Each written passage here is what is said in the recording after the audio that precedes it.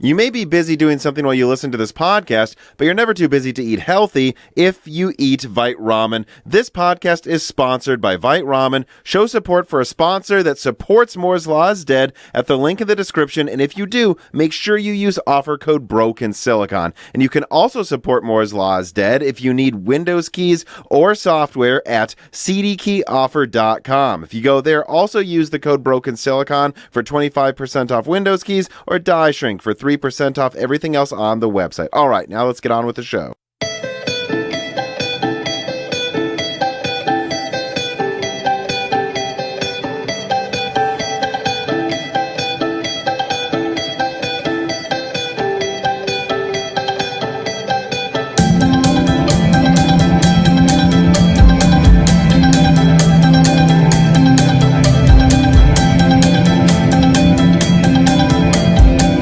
Welcome to Broken Silicon, a gaming hardware podcast. I am your host, Tom, and I am joined today, as I looked back, it has been since 2019, 2020, 2021, now 2022. Good Lord, that means it's been 4 years. It's yeah.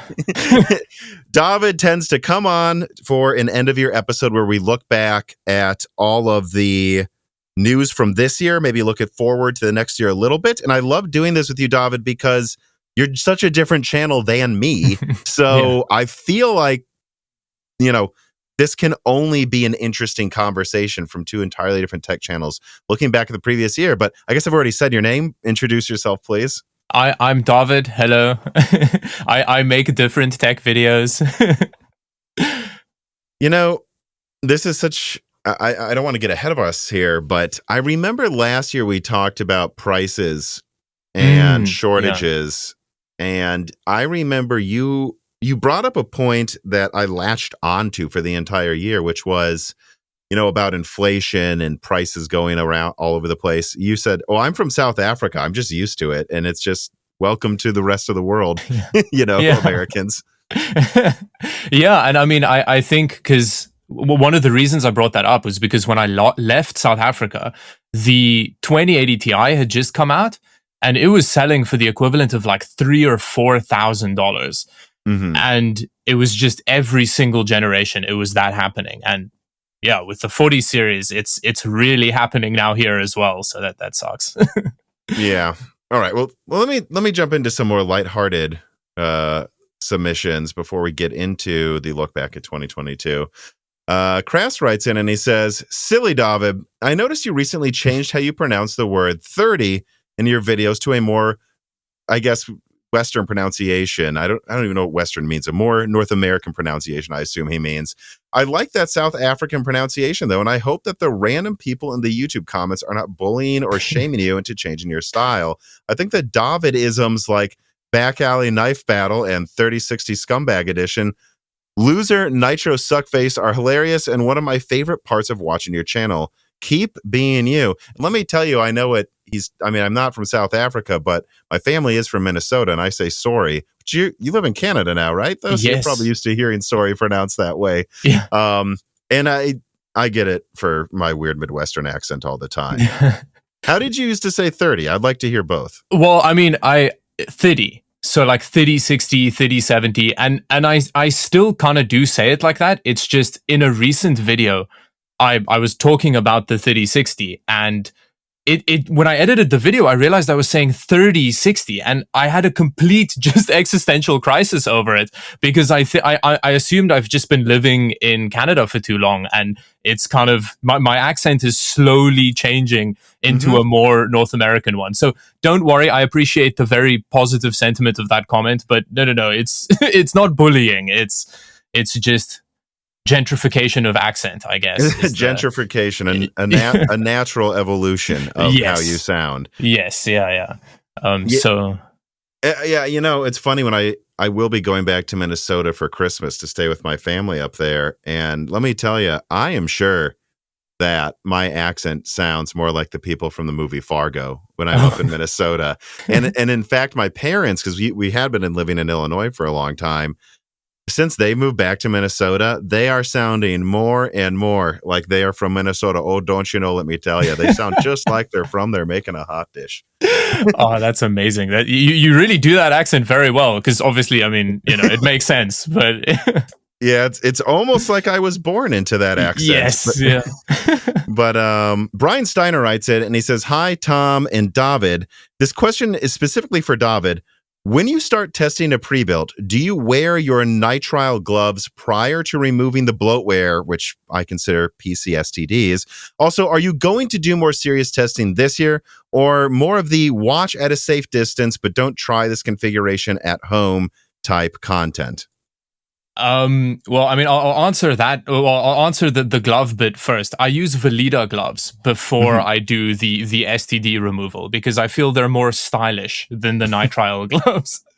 And I'm still not getting paid by Veleda to say that. They've taken out a restraining order, so that's not going very well. But in terms of more serious testing, I guess it depends on what you define as serious testing, but in terms of running things in use cases that don't make sense, I think the main reason I do that is because there are so many really good channels that have very in-depth testing of so many valid use cases and stuff that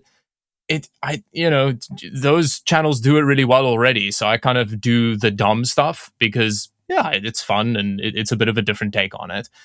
So I'll probably stick to that because there's no point in competing with like Gamers Nexus, for example, when it comes to like hardcore testing. So, they can do it well.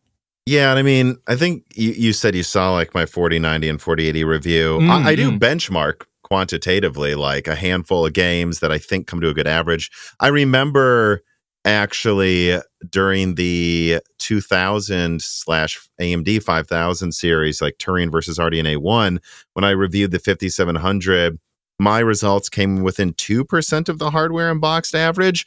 So I'm pretty happy with that, but I'm never going to try to get to a 50 game because it takes 10 times the work to get there. And I'm mostly going to focus on like my experience and my opinion, because I'm not going to match hardware unboxed or Gamers Nexus. Like you said, like they're the ones who are going to do the 50 game roundups and like take apart the card and use a thermal gun all over it. Yes. Yeah, no, exactly. And then, and like you were saying, I also do try and have relevant information in the videos. But yeah, leave it to the Steves to do that really. Yeah. The Steves and the Pauls, it seems. A lot of people name that in benchmarking. Sarcastro writes in and he says, Dawid, you spent some time living in Japan. Did you get to experience any of the gamer culture while you were there? And what are some differences between Canadian or USA gaming culture versus Japanese? So it was like 3 years ago, so it may have changed quite a bit since I was living there. But the PC gaming culture difference was it wasn't that prevalent there, it seemed. Like, aside from, if you went to Akihabara, which is like the main tech center in Tokyo, the kind of like tourist trap tech center bit, they had really cool PC gaming hardware shops there. But anywhere outside of that, it was much less prevalent. And although I did notice that people really seem to use a lot of mobile games there, and I think it's because of how much public transport is just kind of exists there. So on like trains and stuff, everybody's playing mobile games. So I think that they kind of lean a lot more into that side of the gaming culture than like the PC gaming culture that we're used to. So that was just my experience there. Yeah, I mean, I remember reading for years that like Sony is like increasingly doing better and better with PlayStation globally. But in Japan, their home console business is just dwindling. Well, Nintendo takes off, and it's just because people handheld game. And it's funny, I used to have a Game Boy. I played the ever-living crap out of a PSP. And I did have a Vita, but by the time I even got to college, I was driving myself everywhere. So I never really used it. I don't really use handheld gaming that much. Yeah. It's same here. Like I didn't even own any of those handheld consoles because I don't know. it just and the older I get, I'm like, if I'm gonna play a game, let me play a game. I'm gonna sit down and it's gonna be a big game. I'm not really interested in doing it for 5 to 10 minutes here and there. But Yeah. I don't know. Does it seem? I don't know how long you were there. Does it feel like it's picking up? Because I just had Tech Yes City on, lived in Japan, or I don't know if he still does. He might have just gone back to Australia. I don't remember. But he said that it does feel like Japan's finally starting to have a PC gaming culture, whereas it was like non-existent 10 years ago. Yeah, like I mean, just 3 years ago when I lived there for 2 years, and over that entire period, like it really didn't feel huge because I was also like on the used market there and stuff a lot because it's where I started my tech channel, and there was just so much less stuff for like used PC hardware and stuff for sale compared to console gaming. And but it's cool to hear that it's picking up there because I do want to go back at some point. It was really cool living there.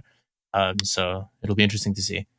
All right, let us start getting into it. So the way this was organized, I put together, and I was shocked by my own list too, like the list of news from this year and what we expect to be news next year. And I sent it to you, and I was like, what are you most interested in? And then I kind of did the same with Dan. And so we tried to get most of the early news, like 30, 80, 12 gigabyte and some of that stuff out of the way with Dan on a previous episode. But one thing that was in the first half of 2022 that you wanted to kind of start with was the 6500 XT. So I, actually today looked back at my old videos. Then I called it the pricing singularity because I was like, I thought the 6500 XT was the milestone, whether you like it or not, good or bad. You're going to look back on that and go, yeah, it's kind of when low-end gaming died on PC, at least for new graphics cards. How did you see it, though? Because you said you wanted to talk about it. Well, I mean, the main thing that outraged me about that launch was that that was when AMD started removing the H.264 encoder off of their lower-end cards, which really bothers me. I really like, how much does one of those cost to put on a GPU? Sure, on a PCB. Like, surely it's not that big a price saving. And it's just such a useful thing to have because the 6400 also doesn't have one on. And it just really, really agitates me. So that was the main reason I wanted to talk about it because, I want an H.264 encoder. No, well, let me ask you this, and I can answer like how much it costs because I don't. Well, I guess I'll say that first.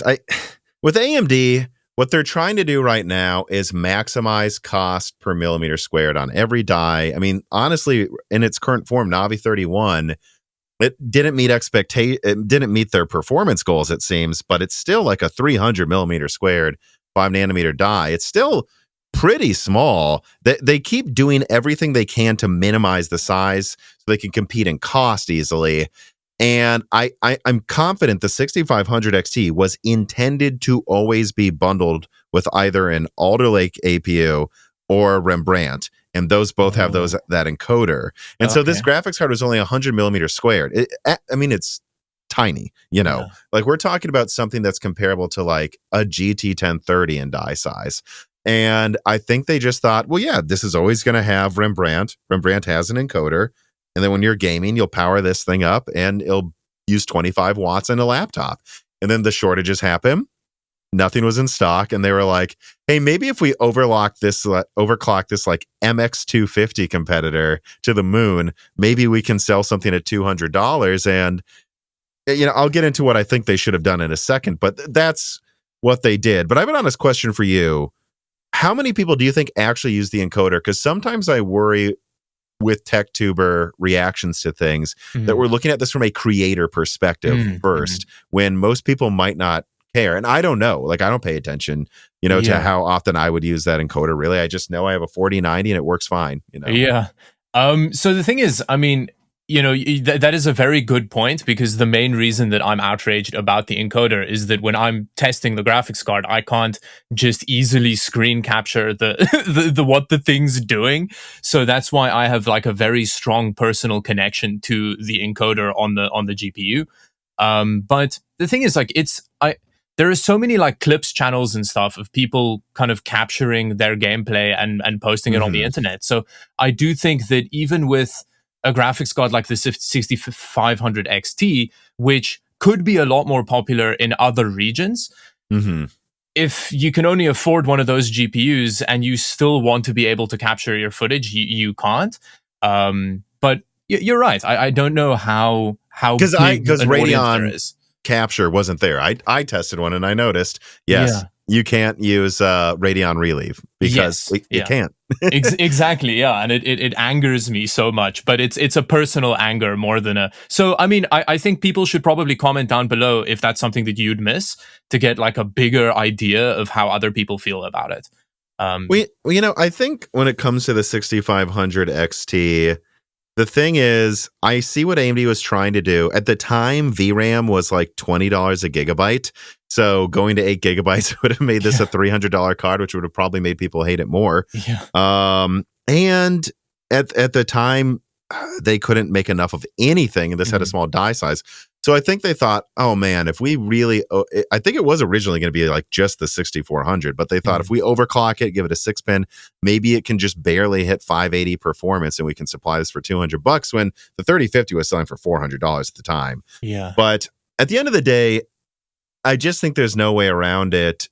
It should have just been a 75-watt card that was called the 6400 for like a little cheaper, so that they avoided people comparing it to the 5500 XT. That's what I honestly think is the fact that they even invited a comparison probably tells you they made a mistake out of the get-go. Let me ask you this though about it. Launch for 200, it stayed pretty close to MSRP, and now, well, I think Asus almost was giving it away for free. At what price point do you think all of these drawbacks are forgiven? It only has 2 display outs. It only can really game well in 1080p, to be honest, because of 4 gigabytes of RAM. Can't use Relive. All right, $200, you didn't like it. What about 150? What about 100? At what price would you go? Well, it's making sacrifices, but at least it's dirt cheap. Yeah, I think it depends a lot on extenuating market circumstances. So like at the moment, the used market is like impossible for this stuff to compete with, because there's just so many great options for very cheap on the used market. But it depends on where you live. So I don't know. I think I'm going to give a very politician-y answer about it and say that I think the attractiveness of the pricing depends on where it's being sold. But in the United States, it feels like a pretty pointless product, to be honest. I think I agree. I'm looking at eBay. I didn't realize this, by the way. I'm looking now for the first time at this tier of card. A used 1070, which granted, this thing could be 6 years old and on its last legs, but it's like 130. Yeah. That's like 20% stronger, 4 display outs. I have to agree that I think I made the argument at the time, and I could still make it now, that back then it made sense since your alternative was like a $400 1650. Yeah. But I gotta admit, if there's no shortages, this card's pointless. $400 1650. That's so crazy.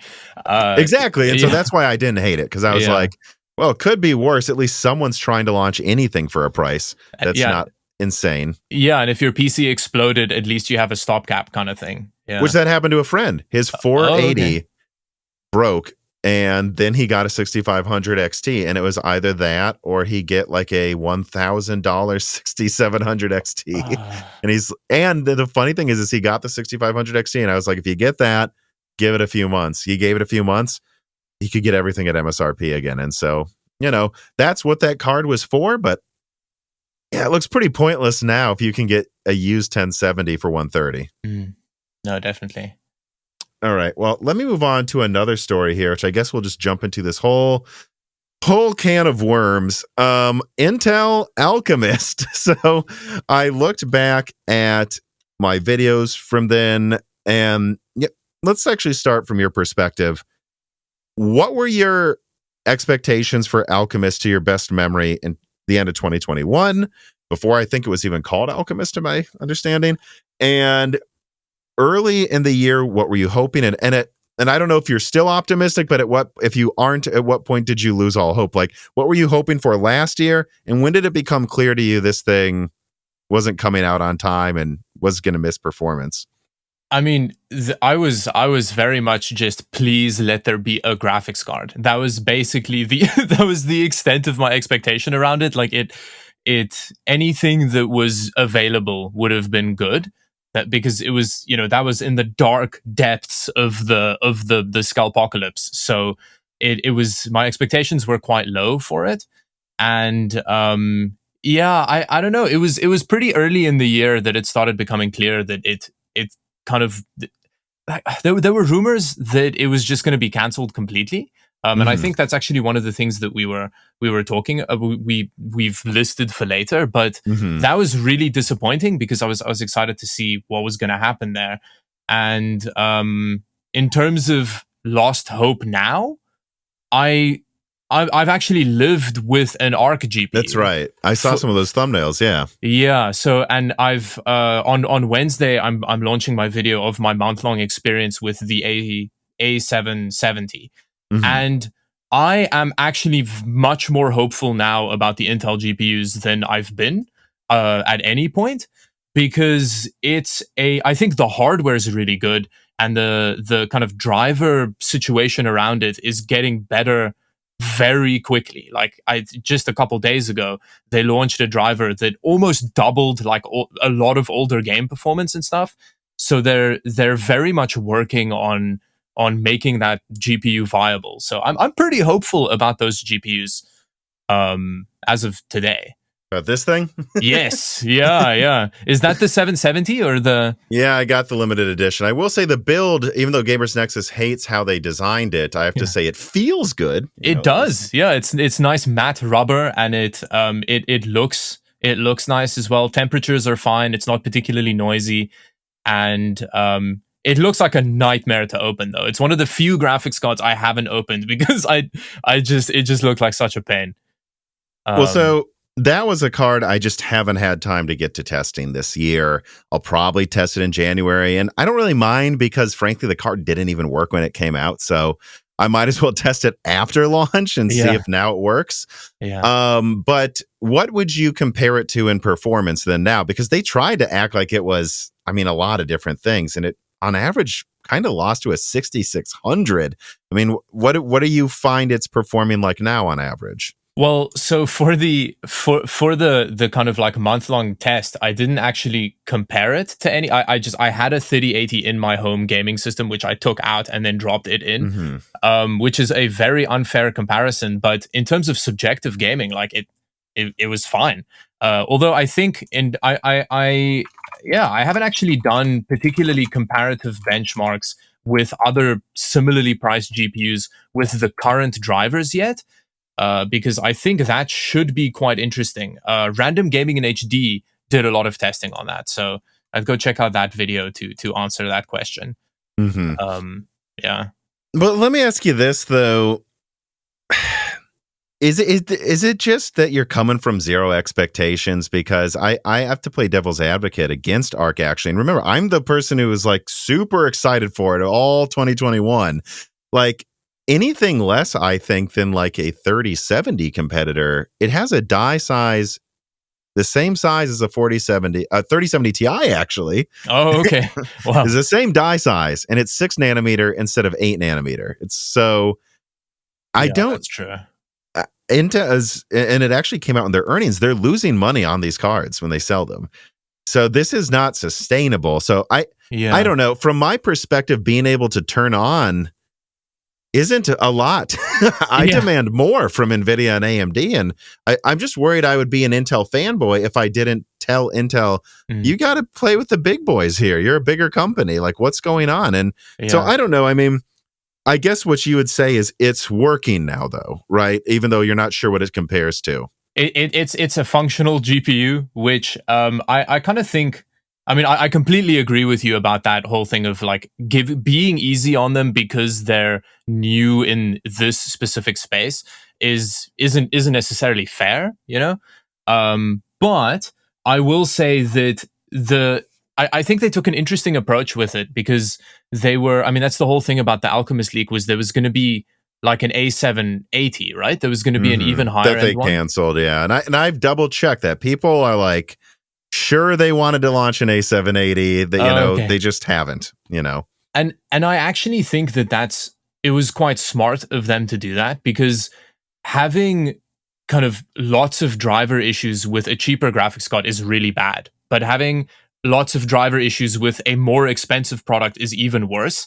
And I think that these, like the A770 and this current generation of GPU is them trying to.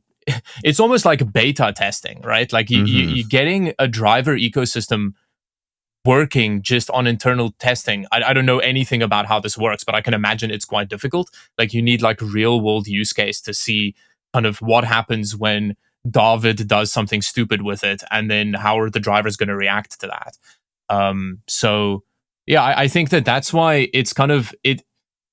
That's why as looking at it, I feel like more sympathetic towards it, because I feel like it's it's like their first try. Like they're a little baby learning to crawl. Like don't kick them in the face just yet, you know. Like it's, but I guess that is biased. Yeah, but here's my problem though. It's like, is it their first try? It's called DG2. This is they have, which actually no, that's true. That's a good point. Yeah. This was called DG1. Yes, yeah. This did exist. They had this with developers for over a year to get the drivers working. This was supposed to be the beta test. That's a very good point. That's supposed to be the cheaper beta test, is that one. Yeah, no, that's very true. So who do these companies outsource their driver making, or how does that work? Like, for which one? Is there like an industry trend around how it works, or does like do they each have a different approach to it? So I think the answer I would give for like NVIDIA and AMD is they've been doing this for so long that they have like thousands of test computers in a lab with people testing these things. Like AMD actually just put out a slide about it at some point recently where they talked about how now they have more test computers than NVIDIA. So not really sure what they did with them before the RDNA 3 launch, but apparently they have them. And then Intel, I assume, is doing the same thing. I mean, look, they hired Raj Kadori. He used to work at Radeon. I would suggest he's probably going to be doing similar things at Intel that he did at AMD. And you know, but with DG1, with that was supposed to be the beta card, I know they gave that to tons of game developers so they could start programming their games for it and learn from them directly. So I know that's what Intel did because they had to. Yes, but when I think about like my talks with devs, I don't think like DICE had Lovelace early. You know, like there were some Nintendo devs that I believe already actually might have the Switch 2 dev kits.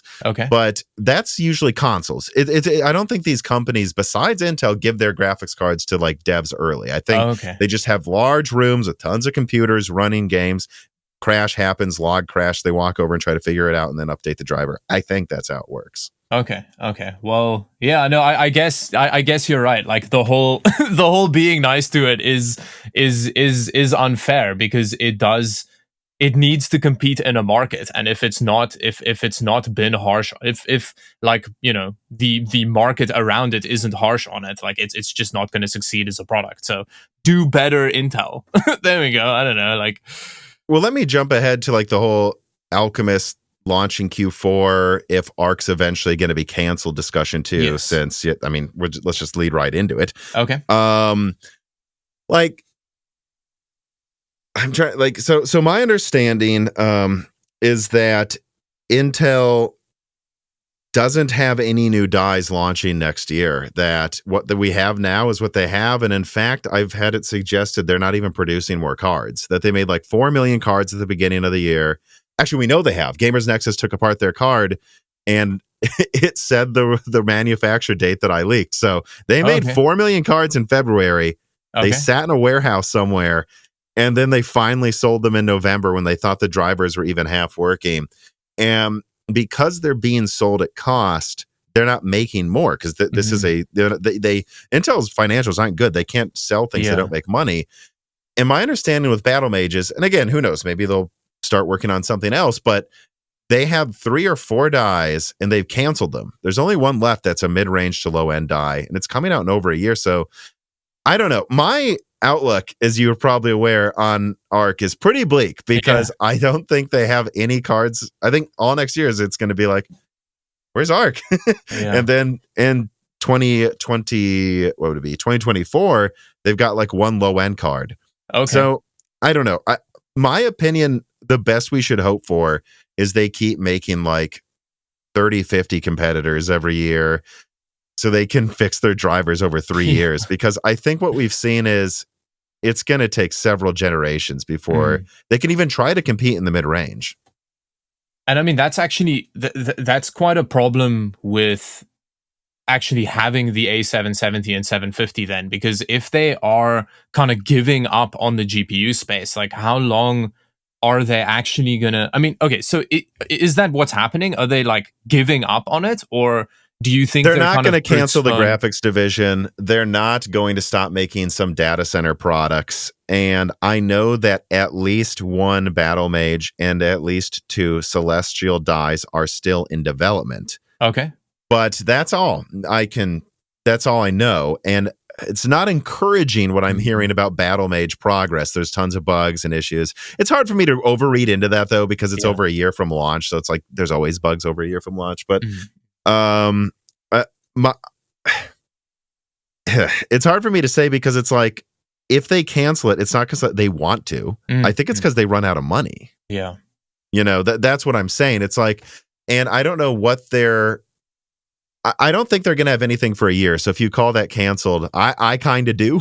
Yeah. Like if they pop up in 3 years from now and have a new GPU, I'm like, well, it feels like you're just rebooting your division. It doesn't really feel like you had anything for a few years. So that's what I expect to happen, especially with how there's nothing on the horizon next year and their financials just are pretty bad. They can't afford to sell things that don't make money right now. I mean, they just killed Optane. Yeah. I mean, that doesn't bode well for the driver development either, because if they don't have money to support the product, like if they're just not going to support the existing products as well, which really need work, you know, like the drivers do need to keep, like that's one of there's like a big promise element of like, is the driver ecosystem going to continually get better? And if they're just kind of not doing any graphics card things, that may not happen. I believe Meteor Lake uses a tile that is the same graphics architecture as Alchemist. Okay. So I would argue they have to keep improving Alchemist for Meteor Lake, right? Okay. And I would argue next year development will continue because they've gotten these 4 million beta test cards out there. Which again, just to put things in perspective for people listening, I think NVIDIA sells like 10 to 20 million cards a quarter, and AMD sells like 5 to 10 million. So 4 million sounds like a lot, but they made enough cards for 2 years that NVIDIA sells in a month. So it's actually not a lot of cards. Yeah. And so, but it's enough for a huge test. Yes, you know? That's true. Yeah. And so that's how I think about it is, I mean, I think there's no way they're going to kill their graphics division. They need graphics for professional for their tiles on APUs. Their iGPUs, in just their desktop iGPUs as well. And they just rebuilt the whole driver for Alchemist. So if they were to throw this out, what a waste of money. Yeah, that's true. But what I would say is, I think I just kind of see it as a beta program for the next 2 years, at least still. And take with that what you will if you buy Alchemist, you know? It's like, does that mean they're going to drop all support? Probably not, but I've seen people point out on Twitter that Intel's had less driver releases since Alchemist released than either AMD or NVIDIA. So they're still not even releasing drivers as often as the other people, and they certainly need it more. Yeah, no, they definitely do. Yeah. So what would be a recommendation, though, to people? Like, because here's the funny thing. From what I've heard from like just talking to random people like Micro Centers or something, they're like, we've gotten less Alchemist cards than like 4080s in a week or something, but yet they're still on shelves. Like they can't get rid of them. I think it's conceivable these things may be liquidated at like $300, $250 soon. Would you advise someone get an A770 for like $250 over either a 6650 XT for $250 or a 3050 for $250? Because NVIDIA's prices are still pretty whack. Yeah, I probably like the 3050 is a bit of a. I think that's definitely, but it's the whole driver thing. Like that the whole finding out that it may just be dead in the water makes it very difficult to actually recommend to anybody getting one, because people, some people spend years with a graphics card, and most people spend years with a graphics card, and if the driver ecosystem that doesn't work now doesn't keep getting updated. Like, you're gonna be stuck with a pretty annoying thing to live with the whole time. So and then there's also the used market to take into account. Like, right. So there's used cards for $250 that are crazy right now. That are really good. Yeah. So I think it's a very hard sell. And I mean, when we were busy talking about that, I did go and look on, even in Canada, there is Intel Arc GPU stock, which says quite a lot about it. the stuff not really selling. It's interesting because I do, in the comment section of Intel videos that I've of my Intel videos, I've noticed that there is quite a duality about how people respond to them. There's some people that are really, kind of sympathetic of it and understand that we need GPU competitors because there's, it's just not a competitive enough space. And then there's people of like, if I'm spending money on a product, it works. Like, it has to work, which I very much fall into that camp. Like, I don't want to buy a graphics card I'm going to live with for 5 years. When my 3090 was stolen, I had a 3050 delivered because it was one that was in stock for $300 a few months ago, which was surprising. And it could be delivered same day by Amazon. So I'm like, well, I'll probably only use this a month and then sell it off or something. Ended up for a week is what I thought. And then ended up using it for 2 months. But why did I pick that, even though I had an A770 on the way? Because I knew it would work. I could use it to render my videos, you know, and that was worth any bad price performance relative to an ARC card. Definitely. And that's the thing, like, the month-long test I've been doing with my A770 has not been in my work system because I wouldn't want to use it there. I'm scared to put it in my work system because I've heard people say it's bricked Windows. Oh, okay. That is scary. Yeah. It's probably very rare, but yeah. But I will say, 2 months ago, I put an A380. I was like on A770 launch day. So I was using the same drivers as the A770 at launch, and it couldn't boot up half my games. It sounds like it's improved since that, based on what you're saying, right? Yeah. My gaming experience, the only game I had a problem with was Stalker Gamma, but it's Stalker Gamma. Like, obviously there are problems with it. I don't think that's necessarily the A770's fault. Everything else ran surprisingly well. And that was even on a 34-inch ultra-wide, so 3440 by 1440p. It handled a lot of games pretty well at that resolution. So I was surprised at how little I thought about it being in my system for the month. Well, I'll tell you this. I'm sure your averages are higher than if you would have tested it on launch day. And I was told by somebody that a lot of the launch day performance was bad because they literally had a frame rate limiter activated on half of the games at launch, because if they didn't limit the frame rate, it crashed. And I'm like, what? And that's why we saw what looked like CPU bottlenecking half the time. It's because they were literally driver limiting frame rate in certain types of engines or something. Yeah. Well, so let me ask you this. I have my own answer to this question. But I want to know yours before I go. What would it take then? It seems like you're tepid to, recommend it to someone because it's not you. You're recommending it to someone else, so you care way more if it works. What would Intel have to do to give you confidence that, we're at full steam ahead, dogs smiling with fire around them, everything's fine? Everything is fine. Like, how would you, what would they have to do?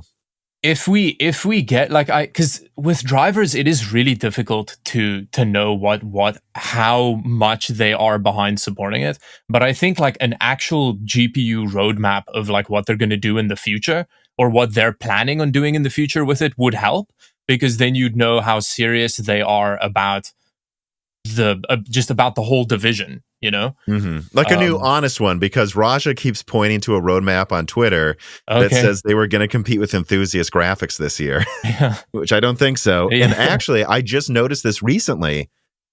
He says they're going to beat ultra enthusiast graphics next year.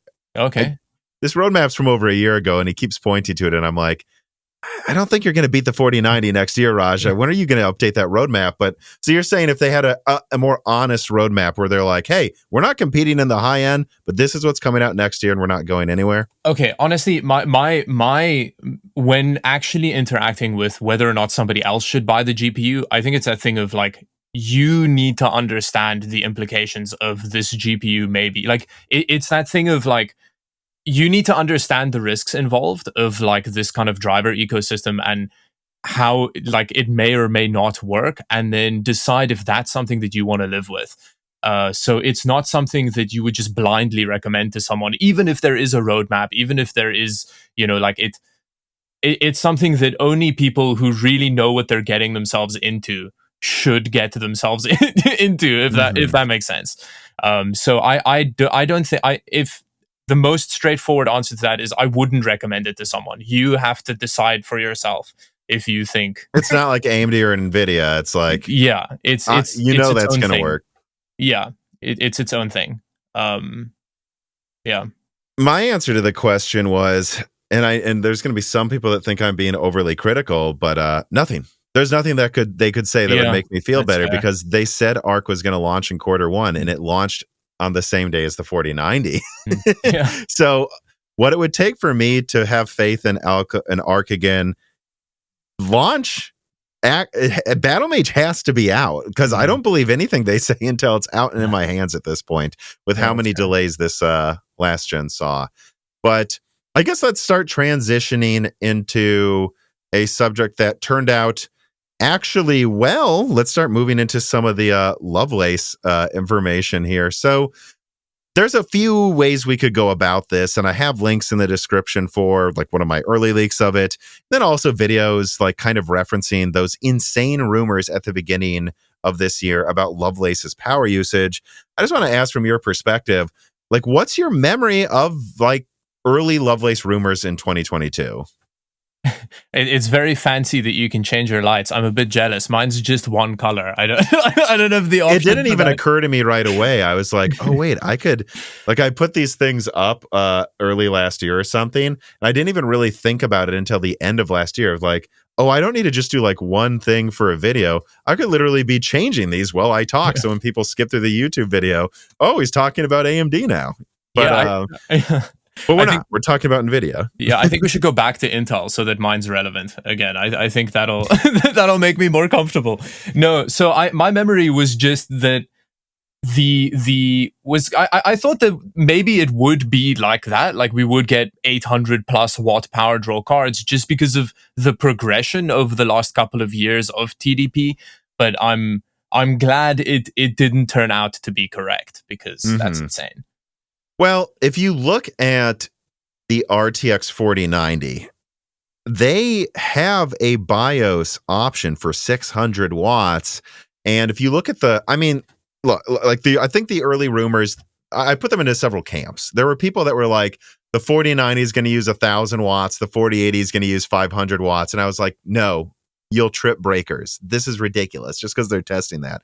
But there were rumors that the 4090 might go over 500 and the 4080 may go over 400. And when I look at this 4080 here, this doesn't look like this was supposed to be a 300 watt card. Yeah. This looks like, to me, NVIDIA was going to make it a 400 watt card, and they decided not to last minute. Otherwise, why would they waste an extra $100 on this insanely expensive cooler? So what I would say is, I think they almost did. And then if you look at like overclocking results, you can see the 4090, and I have one, it never needs to use 450 watts. Like, I actually pushed it with its MSI Supreme BIOS that you can have a little switch you can switch to that can go over 550 watts. And even maxed out in games, it typically is using 460. Like, I can't push it to 550 watts unless I used FirmArc, which I'm not going to. Yeah. So I think NVIDIA realized last minute that they would add 1% performance if it used 600 watts, and that's just stupid. But then they already ordered all these coolers. So, how much money do they save on not having to make additional tooling for a smaller cooler? Well, that's the funny thing as well, right? So I leaked that 4070 cooler, which is like a 2-slot. It's like a more compact 3080 cooler. Oh, okay. But the fan's actually bigger than the 3080. So it probably cools about as well as the 3080s, if not a little better, while being a little smaller. It's really cool looking. I hope they show it off next month, but I don't know if they're not going to for the 4070 Ti, or if they'll save it for the 4070. I don't know. But how much more does that cost? I mean, I did that NVIDIA's Ultimate Play leak years ago, and Gamers Nexus has also done similar research. I mean, I think like a cooler like this, like your typical, I'm holding it up to the camera, 2-fan, like the stuff we used for like 10 years until recently. Yeah. These types of dual fan coolers, if they're cheaply made, they're about $40. If they're nice, they're about, 60, $70. I think that what's probably on RDNA 3, which is above the norm from previous gens, I think those are probably about $100 coolers, maybe $80 coolers. And then I think the coolers that were on like the 3080 and especially the 3090 got to be like $150 eventually. So I'm just kind of doing the math in my head out and speaking out loud. I think that 4080 cooler was like $200. Like, and if you hold it, it feels nice. So Yeah. I think if they would have used like a 4070 cooler, they could have saved $50 to $100. Yeah. Can we get like a normal coolered version and have it be a reasonable price? Is that why isn't that an option? I don't understand.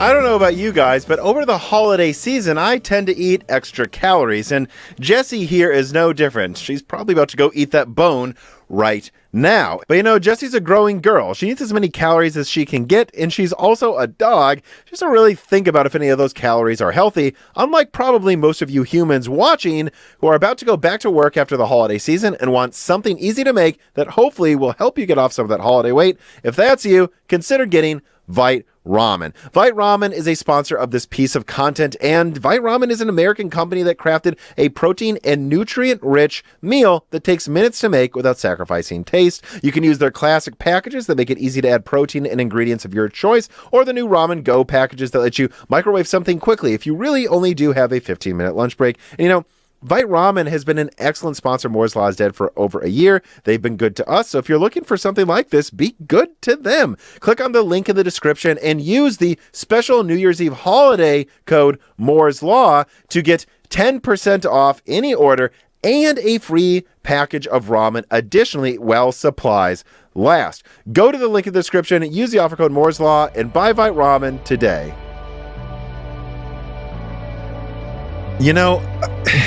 I guess let's get into this too. Like, let's just continue with the Lovelace conversation. I think that NVIDIA just wanted to.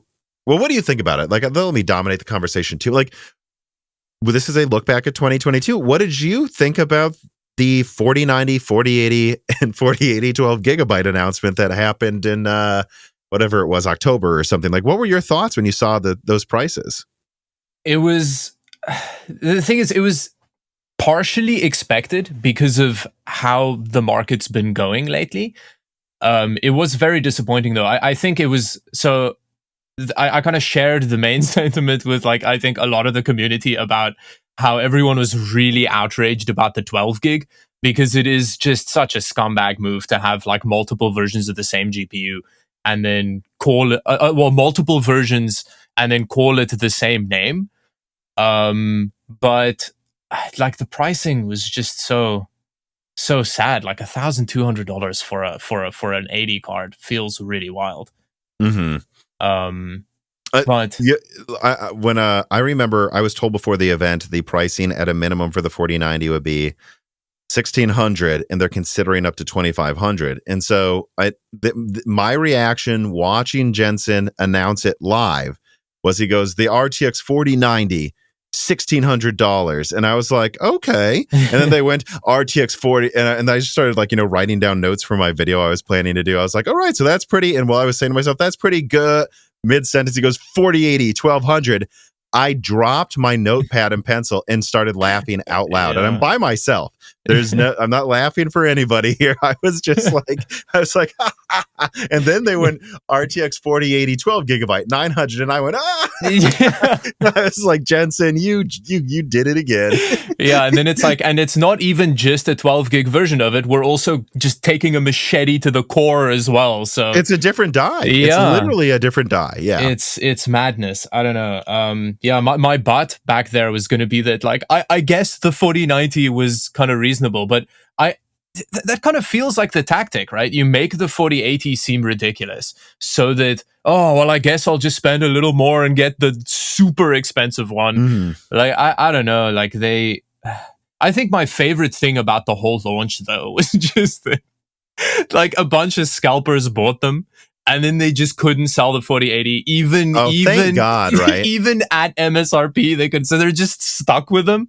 Oh, that was amazing. That's like my favorite thing that happened all year, to be honest, was that. I mean, if that didn't happen, I would, because I think, I can't speak for you, but I'm assuming you probably feel similarly that, like, we just expect overpriced cards to get bad reviews and people buy them anyways, right? But it didn't happen with the 4080. Yeah. And I was like, oh my God, people actually said no. Yeah, good job. But I think it's because the miner element is gone. Like, I think, because like a miner and a gamer, they have a different idea around a graphics card. Like, gaming is a luxury, right? Like, you use it to unwind after work, but mining is like an income generating thing. So like, for a miner, yeah, paying a very high price for a badly reviewed card is fine because it's going to make you money. Whereas for a gamer, or if you're like a renderer or a professional, but if you're professional, you probably want the 4090 because it has 60% more CUDA cores. Yeah, no, but exactly. Like, for those people, it's a completely different mentality around it. But like, I'm glad that gamers have finally gone like, look, this is for us now, and stop doing this, please. Like, $1,200 for an 80 card, it's just crazy. Well, yeah, and if you look at what happened this generation, I mean, they did it in my testing. And the 3090 I tested before it was stolen was actually a blower 3090. Okay. So a little below stock performance, I'd say.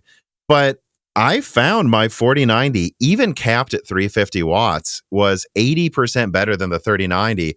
And if I overclocked it, which I did, and it does get hot, it doesn't get hot, the room gets warm. Actually, it stayed really cold.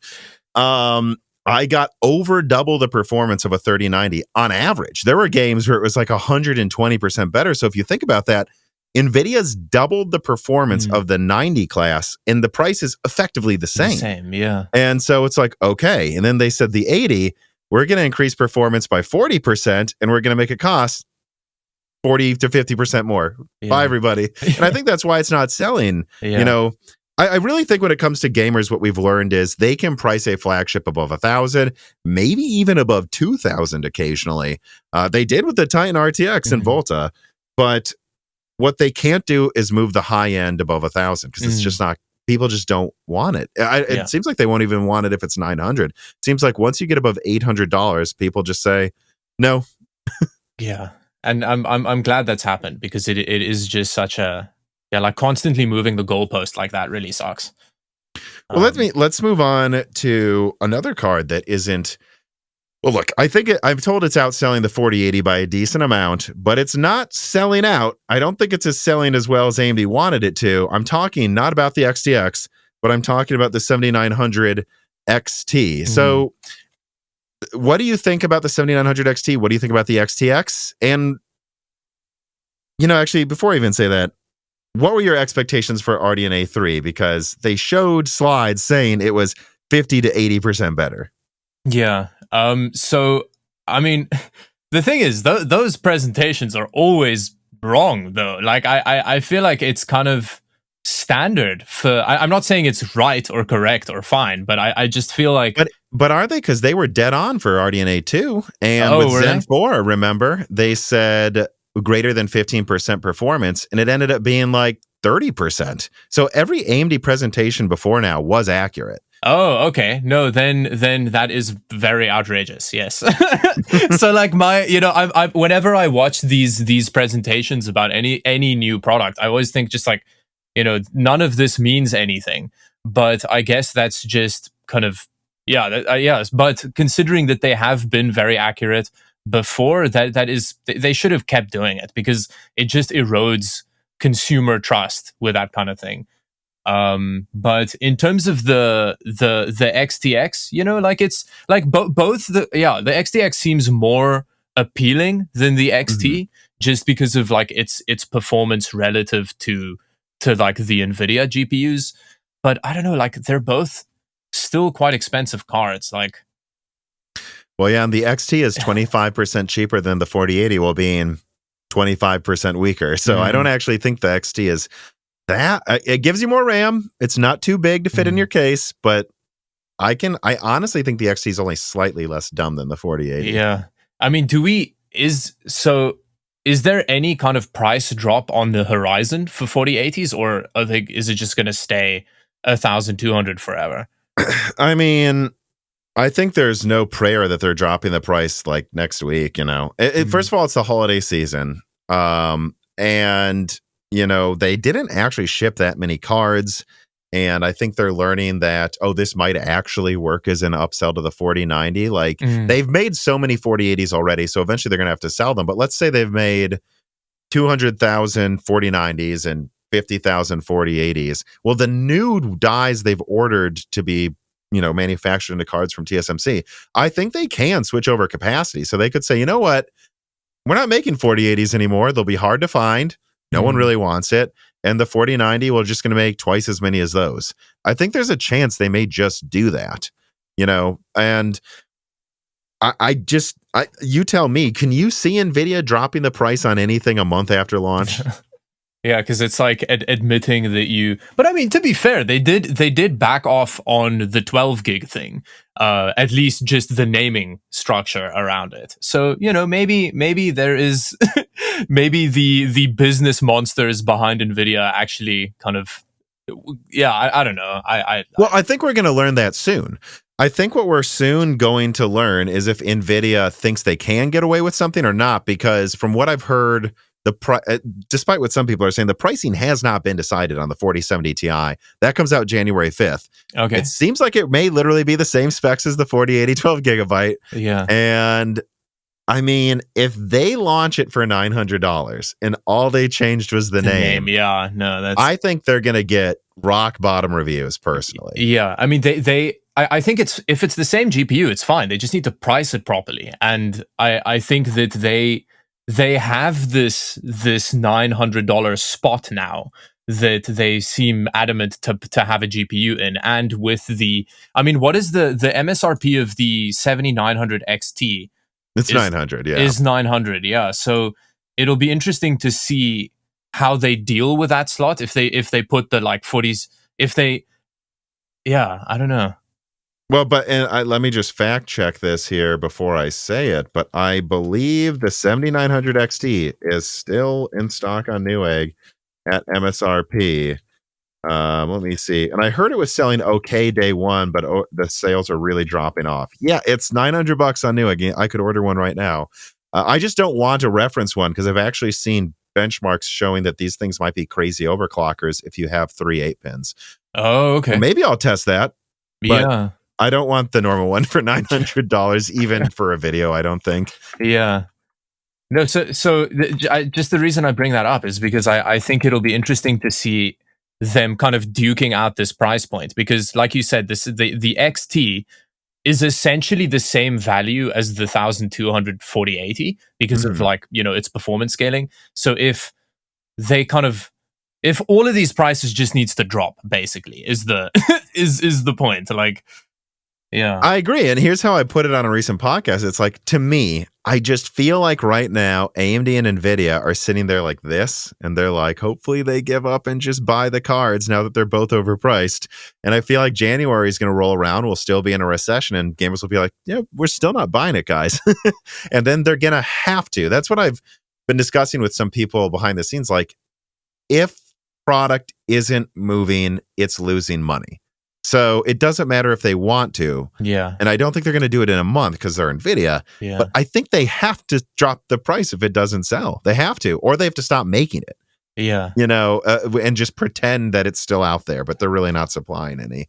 I think we're going to learn in a few weeks. I mean, or I guess after this podcast comes out, because it's actually been saved for release later, I guess we will see everybody in a week and a half if NVIDIA's decided to correct things or not. Because if they launch the 4070 Ti and it's just a name change to the 4080 12 gigabyte for $900, I think what we'll learn is, well, I guess NVIDIA is going to try to get away with it a little longer. Yeah. But they really have an opening here, in my opinion. Like, AMD I think everyone was rooting for AMD. I've seen people Yeah. argue people hate, we're always going to hate RDNA 3. And I'm like, I don't think so. I think people wanted AMD to win this time. No, After definitely. seeing the 4080, after seeing the 16-pin debacle, people wanted, after EVGA just Yeah. left NVIDIA, people were rooting for AMD this time more than ever. And I think they dropped the ball, at least initially. So if NVIDIA really wanted to turn the knife, I wonder if they would drop it for $700 though, because that's still, frankly, too much, I think. But if they undercut the 7900 XT by $200, I think that'll signal NVIDIA is willing to get a little dirty here. And would you agree if they drop it first? I think it'll be 10% weaker than the 7900 XT, but remember, it has almost half the RAM. Yeah. Like, if it's $700, I think that's going to crush the 7900 XT in sales. Yeah, I mean, the thing is, like, it kind of depends on how it compares performance-wise to like the current generation of like the current generation, but like Ampere, and because that stuff is available for, well, I mean, not really Ampere, but like RDNA 2, I guess, is the very good value at the moment. Like they're also having to compete with that stuff, and I don't know how much faster we're expecting the 12 gig, the 4080 12 gig to be than the like a 3080, for example. I mean, NVIDIA released benchmarks of the 4080 12 gigabyte, and I remain, in my opinion, that the best case scenario for the 4070 Ti is that it literally performs like a 4080 12 gigabyte, and they released benchmarks, and it looked like it was about a 3080 Ti. Okay. So that would place it, 10 to 20% weaker than a 7900 XT, which would mean if that's equal to a 3090 Ti, I mean, yeah, look, it's probably like 10% better than a 3080 for the same price as a 3080 if it's $700. Yeah. So it's depressing that that's what we're hoping for. I would agree. And then would it be easy for, I mean, again, they don't have the RDNA 3 GPUs, don't have the fancy cooler on it. So is it going to be easy for them to just drop the price of the XT as well? Well, yeah, so there's no way around it. Like, the 7900 XT should be called the 800 XTX. Like, this thing has a 300 millimeter squared 5 nanometer die, and then like 220 millimeters squared, somewhere around there, of 6 nanometer silicon. Navi 21 that was used in the 6800 XT, that had, I think, 520 of just 7 nanometer. So like half of it's 5 nanometer now, but that doesn't actually increase the price that much. I mean, I think that they would have had the same profit margins as last gen if they launched it at 750. So they definitely have room to drop the price. I think they just wanted to get away with selling it for 900 because they saw what NVIDIA was doing with the 4080. I mean, that probably is literally what AMD did. And price performance, it's aligned with the 4080. So they probably thought, well, if they can get away with that, we can get away with this. Turns out neither of them can get away with it. Yeah, which again is good. I'm glad everyone's outraged about it because, like that kind of pricing is wild. Hopefully, we're in for a pricing war though. That would be awesome. So, famous last words. I kind of think it's going to happen. I think what we're going to see is people always want the 4090. The 7900 XTX always sells okay, but everything below that is going to need a correction. And I think AMD and NVIDIA are going to be tepid to drop prices until, I don't know, February, when stock really starts piling up, and then they realize they're not buying it. We got to do something. And then there's going to have to be a first mover here. Could it be just like that they're market gouging now, and that the whole point that they're pricing everything so ridiculously is to make people buy the older GPUs, like the stagnant stock? Well, that's definitely part of it. Yeah. If you go to AMD.com, the 6950 XT is $800. So, yep, they are trying to avoid that. And actually, I've heard that the subsidies NVIDIA was providing to distributors to sell Ampere below MSRP is gone. And I actually saw a pricing sheet to the day that we're recording this to a retailer, and it kind of seems like Ampere is going to keep being at MSRP from now on, or at least NVIDIA's trying to get away with that still. So they're going to try to keep the 3080 at 700, which I think tells you they're probably going to put the 4070 Ti at 800, if I'm being honest. And they're going to try to keep... Dude, I saw on a pricing sheet 3090s that they're still trying to sell for over 1,000. So I guess that should answer your question. And that's the price to the retailer. So the retailer doesn't make any profit if they were to sell it at like $1,000. Yeah. So the moral of the story is buy a used graphics card, because then RDNA they don't get too. any money. Then they don't get then Greed Video and Art, like, they don't get any money. That's the best part about it, about buying the used one, because then they have to drop prices, and then good, I guess. Well, the funny thing, I think actually the best performing video I had this year, I guess I haven't checked, but this one did really well, was, hundreds of thousands of views, a video I did about the Ampere oversupply that I leaked. Hey, NVIDIA's got too many cards. Prices are going to crash. And this was actually when a couple of big YouTubers were saying, prices aren't going to crash, buy now. And we saw what happened there.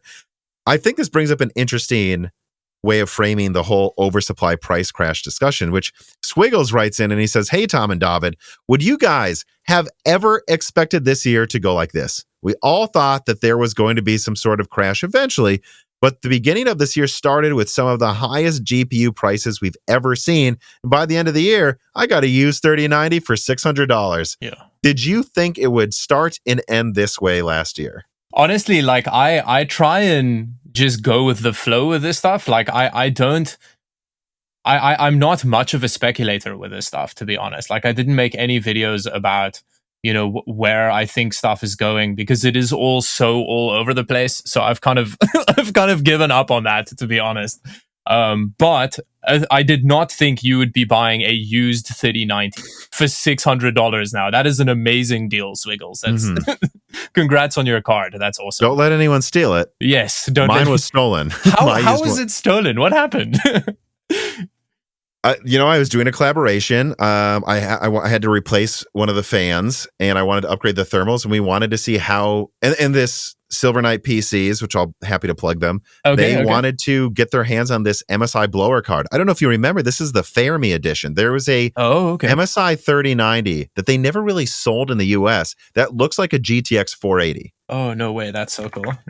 Like, it's called the MSI 3090 Aero. And if you look it up, it looks like a Fermi reference card. It really does. Oh, someone stole that? Oh, I know. That sucks. So they were going to upgrade it, and they wanted to get their hands on it because it was never sold in the US. I don't know. I think it was just a GPU-shaped box. It was a interesting color, the box, but it's not like I had an exposed graphics card box it was in. It covered it up with tape. So yeah. I don't know. That's the worst. Someone stole it, and it happens. Oh, I'm so sorry, because it's even such a cool version of the card. I know. I thought it'd be a goofy card to keep around, right? Yeah. Could you cook with it? Was it?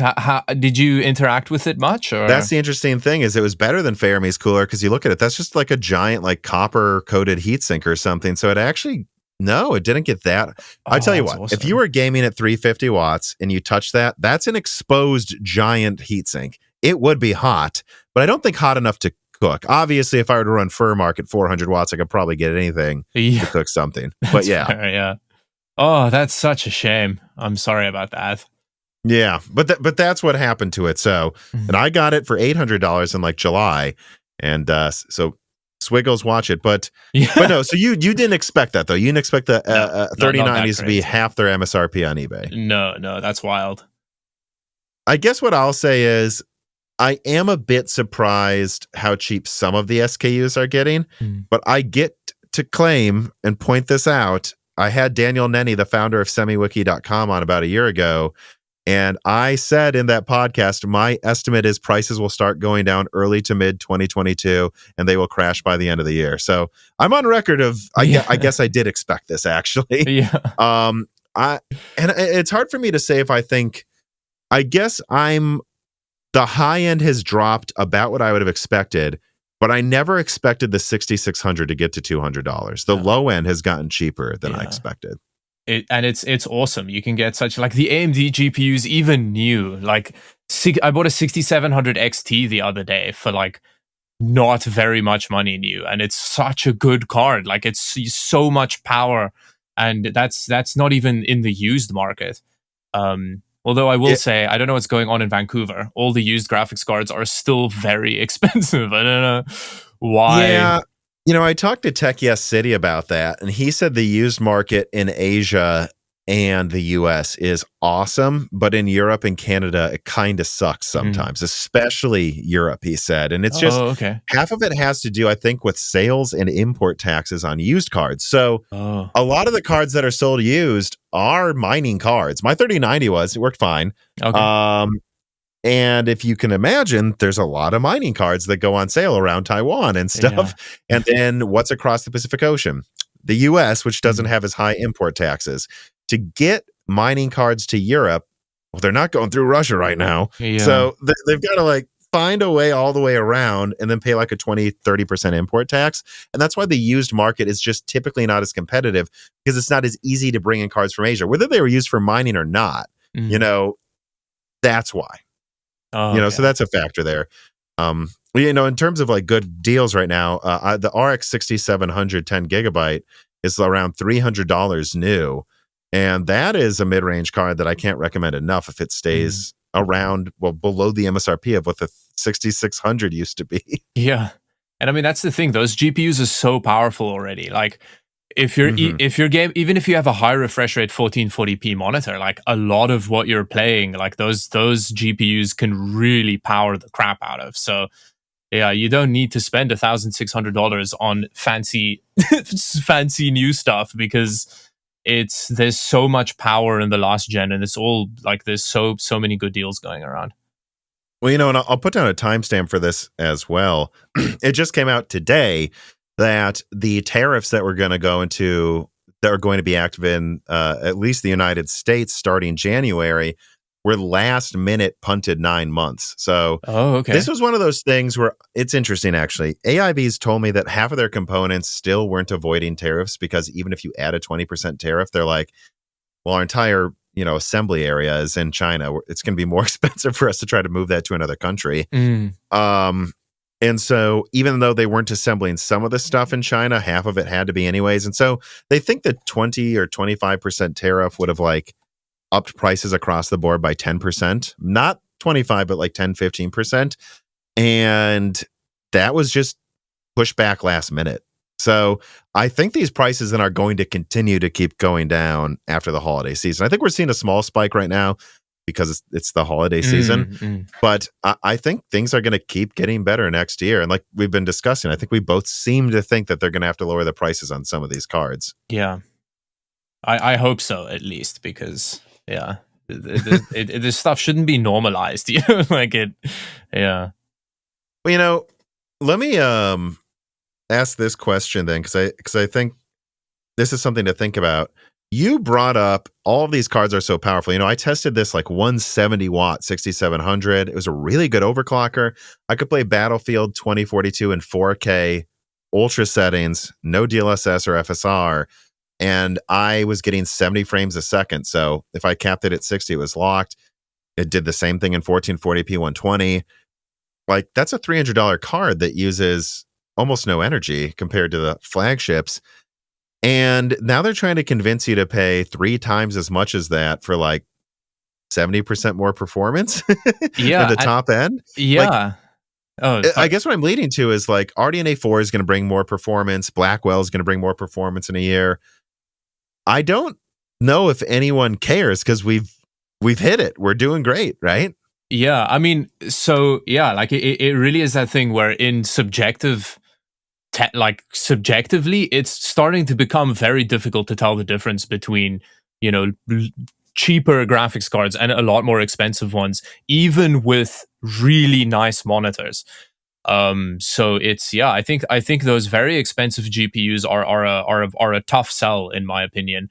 But then Portal RTX comes out and it just railroads all graphics cards. And that's a technology that I think is really interesting. That kind of like modding really nice lighting into older games is a great way to make them interesting again. And I think that it's also a good selling point for Nvidia and their more expensive graphics cards, because like Portal RTX brings a 3080 Ti to its knees at 1080p. So like, I have to jump in though. Did you see someone was looking at the code and it's not even programmed to utilize RDNA 2? So, and Ampere, in fact. So they think if they were to optimize it, Ampere would perform significantly better, though. I do have to point that out, that doesn't really change your point, but it could be running far better on Ampere and RDNA too, if they would put in any effort. Clearly, these are benchmarks that were just built for Lovelace only. Oh, for sure. And that's the really unfortunate thing about it. Like because it, like with NVIDIA, with AMD, for example, with all of these kinds of techs, they usually are very free-wary about it. You know, like with FreeSync and FSR and stuff, it works on everything. You know, they really want everybody to be able to use it. So it's always like, why did NVIDIA have to be the ones that made this like ray tracing tech for older games? Because they're not going to put FSR in it, and they're not going to optimize it, because they're going to use it as an excuse to sell their higher end graphics cards, which is such a shame. But it is such a cool technology at the same time. It's so conflicting. Damn you, NVIDIA. Like, it's so annoying. But then why doesn't AMD do it? Like, that's what annoys me so much, you know? It's like, and I actually got in an argument with someone who works at AMD the other day over it. Will they? Is it in the works at all? Or well, what he said is, it's like, well, don't say we don't do things. He told me, you know, Mantle, True Audio, like all these other things. And I'm like, yeah, where's Mantle now? Where's True Audio now? Nothing happened to them, man. Like, like that's the point. And the only thing I can think of that really panned out with them was like iFinity back in the day. Oh yeah. I mean, Tress FX was way better than Hairworks, but they didn't push it into enough games. I guess Smart Access Memory is there, but I think relatively speaking, that doesn't require a ton of effort after you've introduced it. So I don't know. I think AMD knows this. I think they know they've got to start making this better. And if you actually look at their compute performance with RDNA 3 in some reviews, they seem to have almost caught up to Lovelace in a lot of creator tasks. So they're aware about the features argument. Yeah. I just think that all I can say is, I don't know. They're not there yet, man, but they're aware.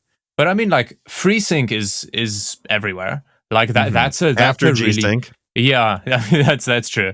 And I think it's FSR has also been promising in that they haven't just immediately given up on it.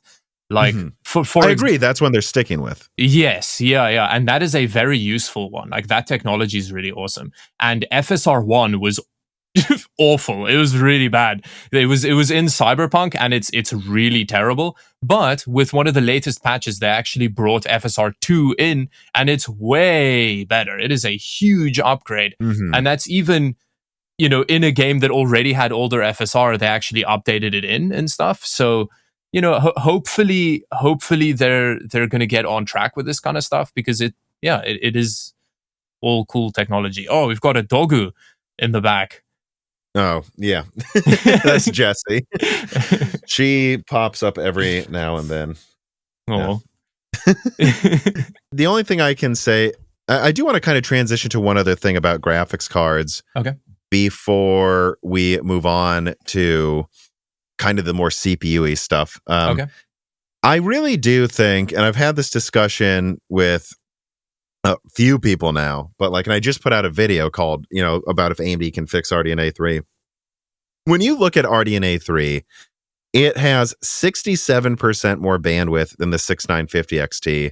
It has 2.6 times the teraflops. I think there's no way around it. They intended this to perform way better than it did. I mean, there's some games where it's only like 5% better than a 6950 XT. I don't even know how that's possible unless like they're just running RDNA 2 code on an RDNA 3 compute unit. And so I guess actually a way to make this conversation maybe more interesting for you is like, everyone I've asked, it's like, and in fact, I've been told people at the Radeon drivers team are working over the holidays now. Okay. Like, they really are not happy with this. What would AMD have to do in terms of a driver improvement for you to say, actually, the 7900 XT is okay to cost $900? Like, right now, it's around a 3090 Ti in performance. It's 25% behind the 4080. Like, what do you think they've got to do for this thing to make sense at that price point? Not have it be at that price point. I don't know. Like, the whole that whole price point of GPUs is not something that I necessarily agree with as a as a thing existing. Like, I don't know. But I think that if they look, AMD does it with every GPU. Like they have a proven record of their fine whining. So or like, you know, as it ages, the GPUs start getting better and better and better. Like it's pretty much every like. But it wasn't with RDNA 1 and 2. RDNA 2 just worked, which was nice. Yeah, that's true. That is true. But I think thought they were better by now, but I guess not all the time. Do they have they not gotten performance improvements since their launch from drivers? Well, they have, but so has NVIDIA. If anything, Ampere has fair. gained performance relative to AMD. And okay. even Vega, which is a heavy focus of the video as a comparison to RDNA 3, because Vega was hyped up. Maybe Vega was hyped up because AMD said it would be a 1080 Ti competitor. Yeah. I don't know, AMD. Maybe don't do that. Yeah, never. Why do that? Yeah. You know, and it did improve performance, but it only improved relative to Pascal like 10%. It's still not even close to a 1080 Ti. Okay. Now, that's one example, Vega. Another example, the 7970. When the 7970 came out, it couldn't even really beat the 680. By the time that generation was over, it was competing with a Titan. So hopefully it's that. you know? Yeah. And also, that was the 7000 series. And also, that launched in December. Near the end of the year, and the drivers weren't ready. So I would suggest we may be looking at another GCN situation. That'll be It doesn't change how stupid I think this is, though. Then you should have launched in January. Like, what are you doing? Yeah. Everybody should learn from Cyberpunk and every other game launch in the last 4 years. Launch the thing when it's ready. Like, people are just, we can wait. It's fine. Please just launch a complete product. But so I don't think this is copium, because I kept even arguing with some people at AMD, like, I don't know, I've seen this before, where you guys are like, it's going to get better, but it is supposed to perform around a 4090. And hopefully they can get it there. You know, and I think I agree with you, though, even if they did, like, even if the 7900 XTX gets close to a 4090 in a few months, even if the 7900 XT, you know, ends up getting somewhat close to a 4080, I still think it's got to be like 750. Like, they got to drop the price. It doesn't matter how good it is. I just think it's dumb at $900. Yeah, that's so much money for a single component. It's a lot. Yeah. Unless you're just capable of doing insane things, which I think the 4090 is, you can't demand a price above $800. Is kind of the argument I would make moving forward. Let me see here. Let me throw in this question here then to wrap up the GPU discussion. Okay. John Easterling writes in and he says, "Hi, Tom and Dawid. As someone who got into mining with a 6000 series and a 30 series card, it kind of makes me wonder why people hate miners so much, because when they go bust and they have to sell off their stuff, there's tons of great deals to be had in the secondhand market. I know short term they drive up prices, but maybe that's okay if miners get the expensive new toys first and then subsidize the next gen by overpaying." Oh, that's one way of looking at it. Because I know Tom used to mine a bit. What are your thoughts? Am I off base? You know what? I'll answer first. I think anyone's mad if they can't get something they want. It doesn't matter what the reason is. Yeah, no, I think that's fair. Like when I was reading that comment, I was like, it kind of, or that question, I was kind of thinking of it from the perspective of, like, if you're living in a small town and like everything, like your rent is affordable, like all your food is, like, you know, relatively cheap. It's one of the reasons you live there. And then like a global pandemic happens, and then all the like city folk realize that, oh, if I move out to this little town, my rent is going to be cheap. And then they move there, and then suddenly it's all just expensive. Everything is expensive now. And then the people who were living in the small town before are usually not very happy with it. And I think that's kind of what happened with the GPU space. It's like, you know, the gamers were happy just being gamers in their paddle pool playing with their graphics card, and then miners came and made it expensive. But I do get where they're coming from. Like, you know, it's a commodity. Like, if people want to buy it, like they're more than welcome to do it. It just sucks that it makes it expensive for everyone, you know? You know, what I would say too is,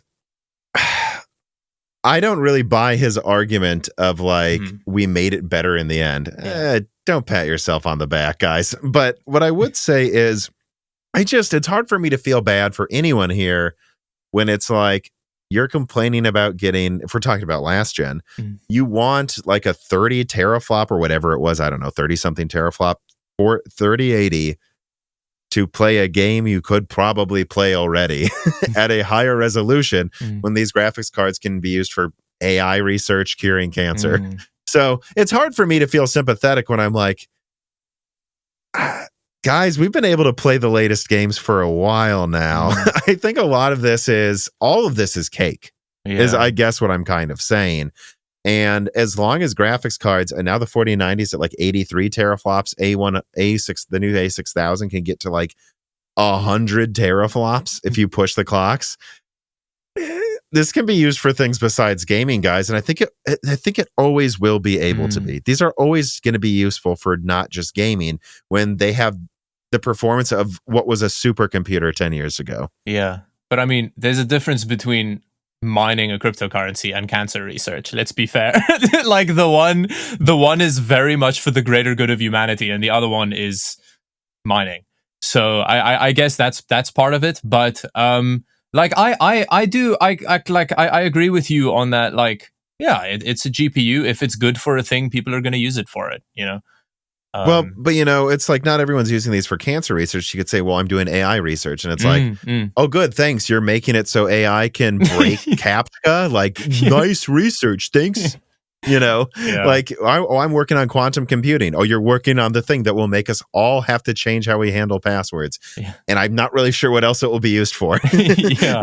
Thanks for doing that. Yeah, for cyber warfare. Yeah. It's like, I think there's tiers of self-righteousness to what you use graphics cards for, is my point. And graphics and gaming isn't in the middle. That's all I'm saying is my point. No, exactly. Yeah, it's still very much a recreational thing. Like, and that's one of the reasons why gamers don't want to pay as much for them, is because it's a recreational thing. It's not that self-righteous.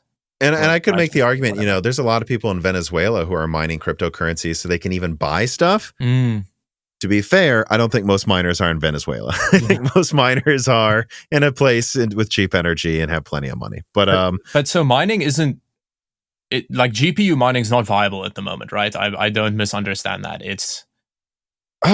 That's an interesting discussion in and of itself.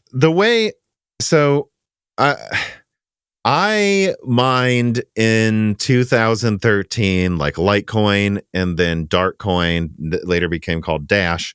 And it was totally viable back then. I had free energy in my dorm room, and I went to a college called Michigan Tech. So that's actually, I believe, more north than Toronto, even though it's in the US. It's like at that upper tip of Michigan above Wisconsin. It's like up there. If you were to go on Tinder, you would match with people in Canada sometimes across the river. Let's put it that way. So it was cold, energy was free, and I didn't have a lot of money. I built this $400 rig with two 6850s and a 6870, and that was going. And then I had a couple 7950s, or a 7970 and a 7950, because they let you crossfire different cards back then, in my desktop. And that was it, and I made like, I don't know, $15 a week or $20 a week or something, or eventually at the peak, it got to more than that. And then, eventually I just had these rigs running in my my parents' basement while I was on vacation. I remember that. I went on vacation and brought the rig there. So if something went wrong, I could call my dad or something. And then I sold them off, and I built the new rigs in 2020 and kept them going till in 2017, and kept those going till 2018. And it always just felt like mining became worth it again every few years, and it was because of Ethereum. And I never built new rigs recently here because it's just not worth the headache. It really does become a job maintaining server stuff. And I just have my 3070 mining at night or something. And which I always recommended gamers to do. If you're going to overpay for these cards, at least make some money back at night. And now Ethereum's gone proof of stake, and they actually have. It's 3 years late, but they actually did it. And I don't know. I think and cryptocurrency prices are down. And so I think for the foreseeable future, mining is just going to be it's viable if you have free energy, for sure. There's always some stupid coin to mine, like barbecue pig coin or whatever the heck. Who knows what they've come up with now. But and mining will always be viable for like Bitcoin because it always has to use mining, but you don't use a graphics card for that. So they're not really competing with us. In fact, Bitcoin mining ASICs, you are already, I think, on 3 nanometer. They make these 50 millimeter squared chips and they actually use them to test out the new nodes. So I could actually make the argument Bitcoin miners are helping us. Okay, that's cool. I don't think Ethereum miners really are at all, And right now it's unviable and it's hard for me to say. I know this was long-winded, but I just wanted to make it a complete answer. I think it's difficult for me to say how long this will last. And I think there's no way around it. During the graphics card shortage, you also couldn't get a PS5. PS5's in stock, guys. I don't think it was just miners. So, it's hard for me to say how much of it was miners because it definitely was part of it. And it's hard for me to say how long this will last. Does that make sense? Yeah. I think half of the reason prices are down now, though, is people really did buy a lot of graphics cards 2 years ago. There really was a pandemic where we were forced inside to use computers, and now we're not. Yeah. So I don't know. It's hard for me to say what will happen. But I think I guess let me say this. I've seen a lot of miners go, I'm not going to sell my cards off. I'm going to wait for the next mining boom. You're going to be waiting a while, dude. Okay. So that's my answer. I hope I didn't just completely hijack with how long I took to answer that. No. It's interesting to hear that background on it because this is like the second one of these waves that we've had. So it's interesting to get background around how long it may be until the next wave happens. I think it's actually like the third because there was the 290X with Litecoin. I remember those shot up to $1,000. Okay. Then there was, and before that, there was actually a brief one in 2011, but it was so brief, it didn't really matter. And then there was of course, Polaris Pascal one with Ethereum. And then there is just the Ethereum one again with Ampere. So I think this was the end of and the Vega. Vega was huge for that. Yeah. I think this is like the third or fourth technically, but this was definitely the worst. Like there's no argument around it. This was the worst one. Yeah. And it was long as well. Well, I think it was the worst one as well because it worked 3 times in a row. It wasn't like, I remember when I mined Litecoin in 2013, I didn't even understand what was going on. And it seemed so risky. And then the third time it happens, you're probably going, this isn't risky. This has happened 3 times in a row. I'm getting in on this gold mine. Yeah. No, definitely. It's normalized so much. Yeah. This holiday season, I was conscripted by my girlfriend's family to build her sister her first gaming PC. And I'm pretty excited about how it is turning out with an i5 12600K, RX 6700 10GB, and of course, Windows 11 Professional that was bought from cdkeyoffer.com for a reasonable price. This piece of content is brought to you by cdkeyoffer.com and their Christmas sales event. cdkeyoffer.com is a long-term sponsor of Moore's Law is Dead for a reason. They've been good to me, my friends, my family, and of course the entire Moore's Law is Dead community for years. And honestly, they're just easy to work with, and they keep reliably providing me and everyone I know with a product that I honestly think PC gaming needs.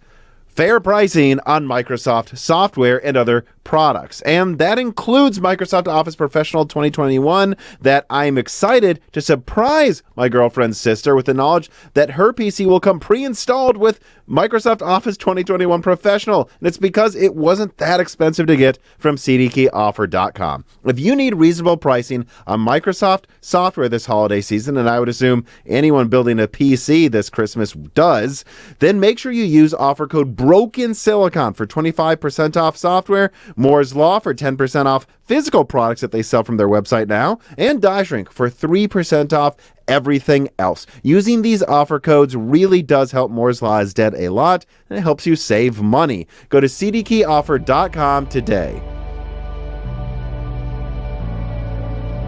But let us stop talking about mining here and move on to some of the final discussion subjects. So Zen 4's launch, Raptor Lake's launch. I do want to talk with you at least a little bit about that. I mean, I don't know if you had any thoughts about when AMD said Zen 4 would be at least 5 gigahertz, 15% better or more, and then it ended up being 30% better and 5.7 gigahertz. Like it was the opposite of RDNA 3. They way downplayed the performance.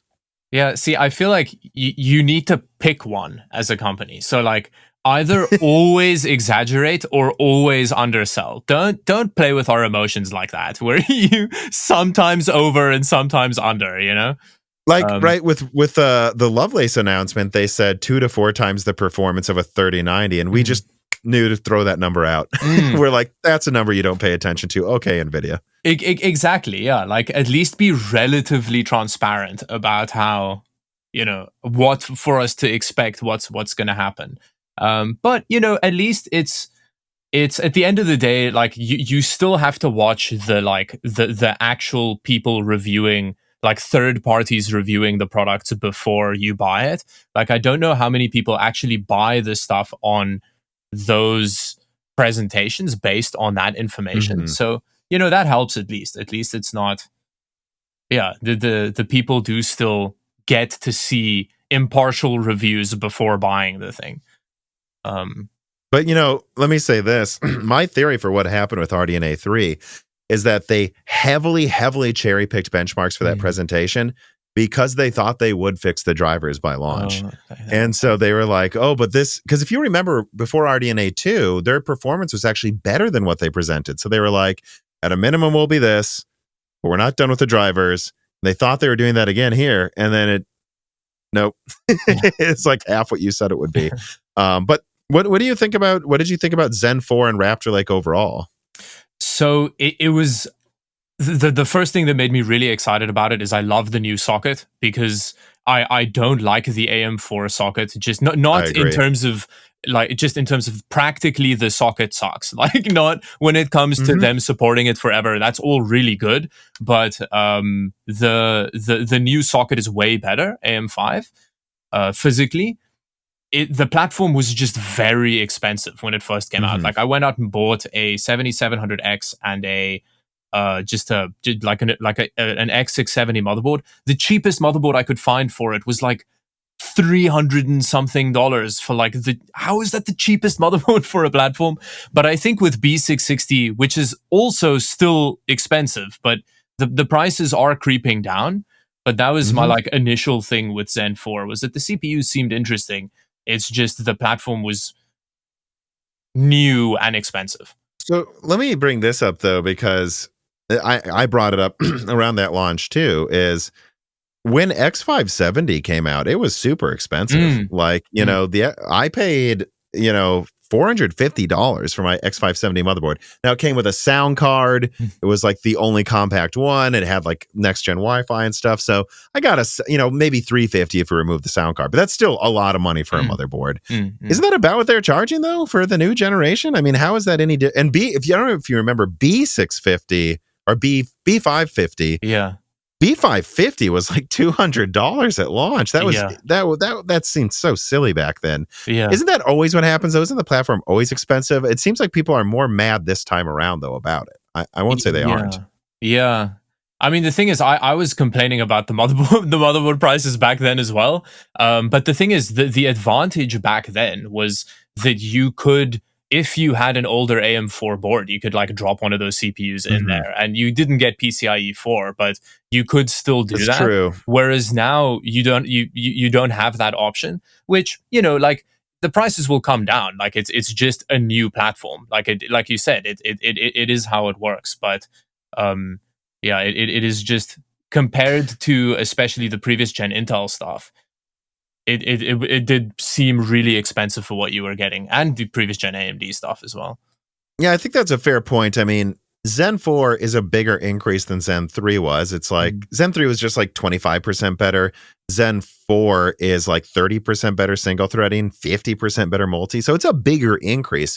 But still, Zen 3, no new motherboards required. And with Zen 2, they doubled core counts. Like maybe the platform was expensive, but I mean, you're getting a 16 core and we were selling quad cores a few years earlier. So it probably didn't feel expensive compared to now. And yeah, I don't know. It's hard for me to say really what I think about it, because a lot of these initial launches, what I've learned is they have to use air shipping. So that's like 4 times as expensive to ship in these boards. And so, of course, they're going to focus on the most expensive models. Yeah. And boat shipping always takes 6 to 12 weeks. And that's why it always takes a few months for prices to come down, because that's when the boat shipped units have arrived on shores, So I don't know.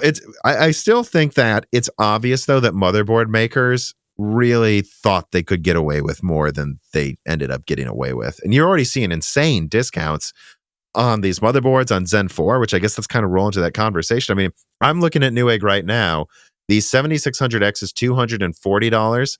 The 7700X is, I don't even know. It says I have to look in the cart. So probably really cheap. It's below $350. Oh, okay. And the 7950X is it in stock? Because that actually sold out at its discounted price. Let me look here. The 7950X is in stock now for $570. I mean, prices have basically dropped 20 to 30% across the board here on Zen 4.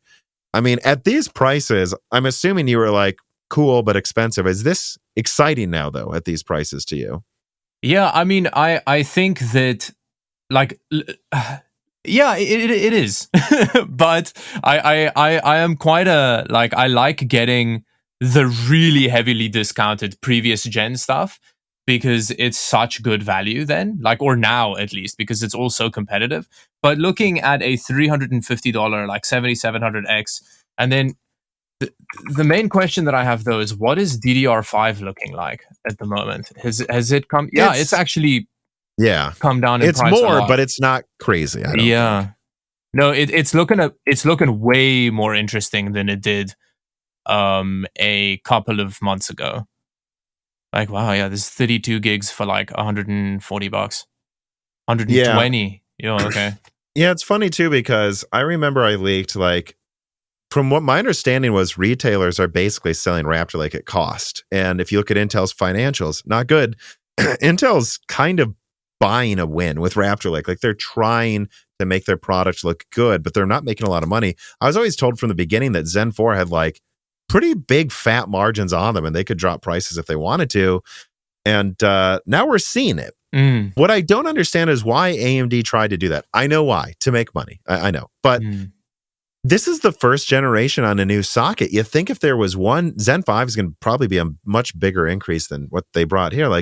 You'd think if there was ever a time to be not greedy, it's when you need to get people to buy into a socket that will keep them for 5 years. And I can't believe AMD missed that opportunity at least a little bit.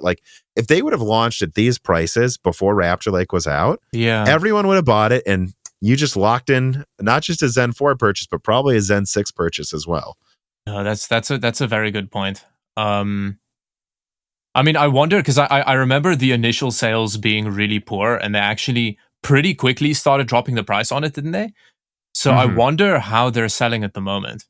The summary I've been given, and you can kind of see this on Amazon CPU bestsellers, is Zen 3 is outselling everything this quarter by combined. Okay. And then after that is, I think, Alder Lake. And then after that is Raptor Lake. And then after that is Zen 4. But it depends on the model. The 7950X is selling very well because it's just a more efficient i9. And the i5 from Raptor Lake is outselling the rest of Zen 4. So it depends on the model, but you would say Raptor Lake is outselling Zen 4, it seems, 20%. Okay. But we'll have to see what happens, because these prices have only been around for about a month. But the sales winner is Zen 3. I mean, I'm being told it's outselling everything combined by a factor of 2 at some stores. Yeah, but it makes sense. If you look at these prices, it's just so hard to ignore, because it's so much cheaper. A 5800X is selling for $230 now. That's crazy. Exactly. And it's funny, if you actually do a poll, just me and Dan, what did we get? Dan got a 5900X for, I think he got it for $400. It's already cheaper than that now. And I got a 5950X for $450. So when push came to shove, we just upgraded our system. So I think I would agree. I've been telling so many people, if you want to build a system now, man, Zen 3, 5800X 3D, it's a 5700X or 7700X basically. Yeah, that for less money. You can just drop it into a cheap motherboard. You don't even need fast RAM because the Vcache actually makes up for the RAM speed a little bit. You can get 3200 megahertz budget RAM. Yeah. Yeah, and DDR4 is so cheap as well. You can get for 50 Canadian dollars, you can get a decent kit of like 16 gig kit of RAM. That's So the winner of this Christmas period is the previous generation, it seems. CPUs and GPUs. And GPUs, right? Yeah. It really does seem like that. All right, so let me move forward here. The only we've already kind of talked about the graphics cards.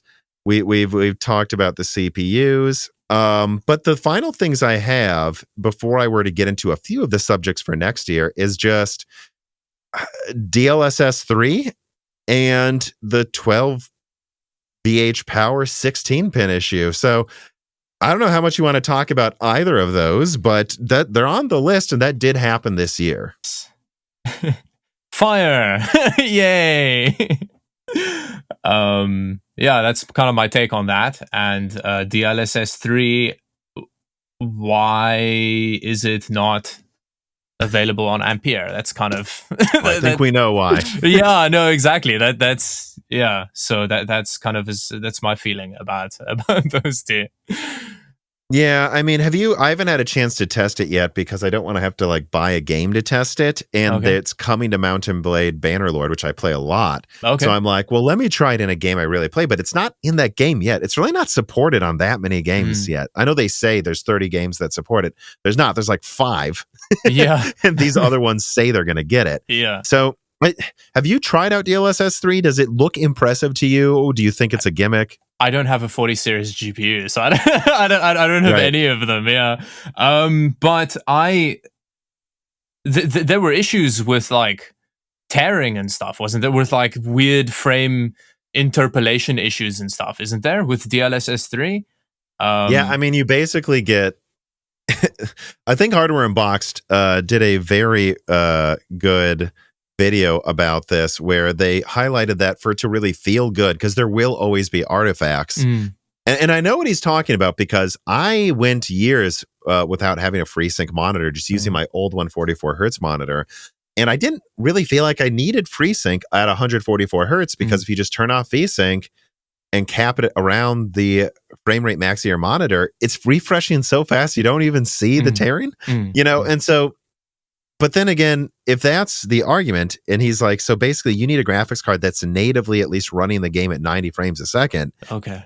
And it doesn't improve latency. So if you double it from 90 to 180 frames a second, the latency is actually the same or worse. And so then I go, well, it's like, what's the point? It sounds like you're telling me you need a card that's already maxing out your monitor for it to not suck. So what is the point? Yeah. I like DLSS and FSR a lot, like the normal implementations of it. I think that, you know, because of when you use it on a lower end thing, it makes it much better. It's a technology that makes sense in that context. So that's why having DLSS 3 only on 40 series GPUs is so annoying, because that's not the context that it is useful in. And then hearing that you need a very high frame rate to make it not feel terrible, makes it even worse. So, that's a bit of a miss for me. Well, you know, and what Tim said at Hardware Unboxed that he's really worried about is he's worried NVIDIA is going to try to use this to market the, I don't know, RTX 4050 as the same as the 3080. Oh, yeah. And he said, trust me, if you double 30 frames to 60, it feels so sluggish. It feels like you're gaming at 20 frames a second, even though it kind of looks normal. Oh, that's crazy. So I don't know. The only thing I can say about DLSS 3 that gives me hope for this technology is it doesn't run into a CPU bottleneck. It's doubling your frames and using an algorithm to try to make it look good. So that means in like games that have super heavy CPU requirements like Spider-Man or Flight Simulator, you can run a 240 hertz monitor and you just literally weren't going to be able to before. And it does look smoother. So that's an interesting use. And the thing is, though, it requires you to use NVIDIA Reflex to not feel worse than not doubling it. And what NVIDIA Reflex does is it throws out frames that would hurt latency. So Okay. what I wonder is just if eventually what NVIDIA can do is throw out the artifact frames to help latency. If inherently you're never going to make this feel as low latency as a native resolution, as a native frame rate. But I wonder if they could make it feel almost half as good, a little better than half as good, and also remove the artifacts. Because if they could, I do think it's an interesting feature if like 480 hertz monitors became standard. And I mean, you know, again, with the older versions, it took it a while to get better. You know, like it is the kind of thing that improves over time. So maybe a year from now, DLSS 3 would be something that is really interesting and really exciting. Yeah, that's a good point. Well, let me move on to this then. I think it was one of the things you're kind of interested in, but transitioning into a few of the subjects that are about things happening next year. Okay. FSR 3 fluid motion. Yeah. What do you think AMD's got to try to accomplish with FSR 3 to make it look good in a way that DLSS 3 I don't think is really taking the world by storm, you know?